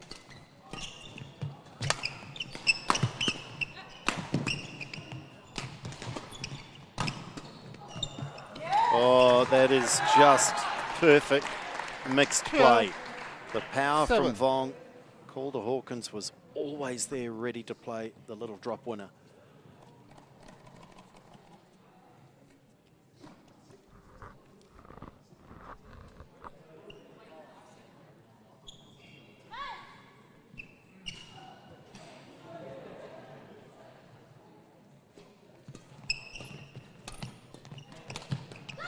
this time. It's Rosario pouncing. Service over. 8-12.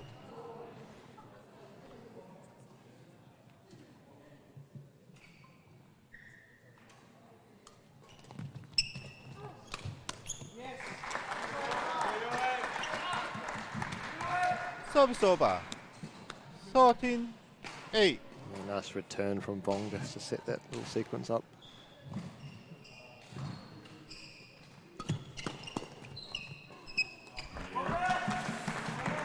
Just got caught up in the power game there and 14. Gone well over the baseline.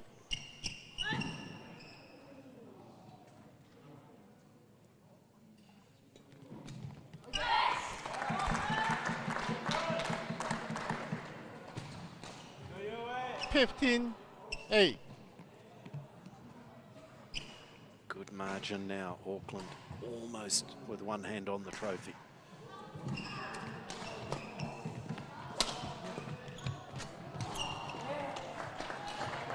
And if we had an engraver here at the venue, they might be starting to get the stencil ready, and it might be saying University of Auckland. Too early? It's a long way back. It's a long way back from 16-8. It's even further from 17, and they look unstoppable now. 17-8. History may well be repeating. They won the mixed last year. Did Auckland to win the title. Oh, great backhand smash. Under immense pressure, Edward Lau. Service over. 9-17.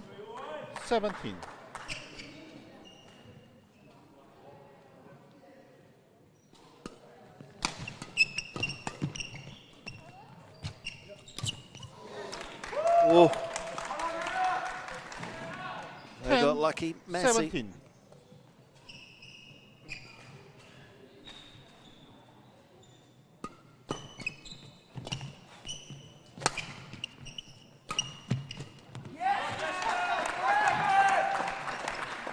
Service over. 18-10.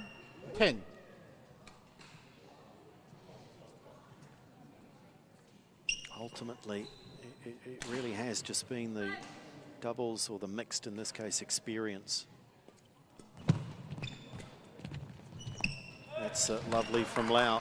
There's not a whole lot separating these two teams in terms of Service shot over. making or ability. It's just 11, that intuitive nature of knowing where to be, right time, right place.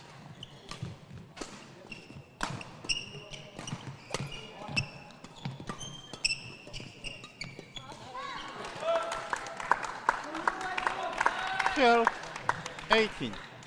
And a lot more of that from Rosario if Massey's going to claw their way back here. Hold. Great return, Vong. Read the flick serve. Played it straight back at the hip of Rosario. Service over. 19-12.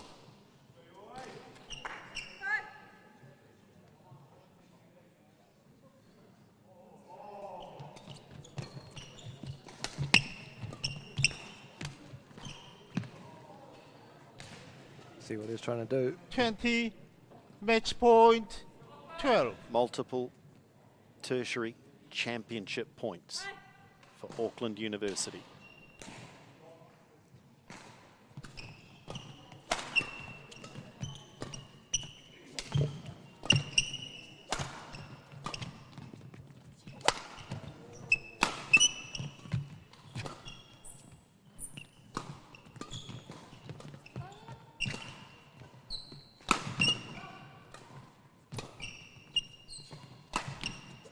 Oh, and they've won it. A repeat of last year. The University of Auckland are your 2021 National Tertiary Championship winners with a wonderful day's play, Match wonderful won by action. University of Auckland 1, 21-19, 17-21, 21-12. And the scoreline looks reasonably comfortable in the third game. And in truth, they were just too good in the big moments, Auckland. But Massey gave a great account of themselves, but they'll be disappointed again to finish runners-up. Oliver Leyden-Davis, that was a great match to finish on. Yeah, I think definitely the match of the day for all ties that we've been able to bring to you so far. But great effort from Dakman Vong and Erina Hawkins to bring that home for the University of Auckland, especially after a little hiccup there in the second game where Massey were able to kind of stamp their mark on the match and do their best to overcome the couple of second place that they've had in the last couple of years. Unfortunately, that we'll have to wait from next year. And credit to Oscar the way he started things off, which I guess the men's singles and the mixed doubles that proved to be the difference in the end. So great performance from Dakman and Erina. Let's hear from them now with Andrew. Thanks, Ollie. It was a marathon, but we got there. Congratulations. It was a little bit eerie about how that played out compared to last year. Every match had the same result, and you won the mix to win it again this year. Well done. How's that feel? Feels good. It just always has to go 3-set. It's just how it is, yeah. Yeah, last game's always got to go 3. Erina, just seemed that the intuitive mixed doubles knowledge that the two of you bring made the difference. You've all got similar shot making ability, but right place, right time and mixed. It's a special skill, isn't it? Yeah, no, I think strategic and tactical ability on mixed definitely helps. I think in the second set I was getting a bit tight and stressed, but then in the third set Dakman just reminded me just relax, and it went wow.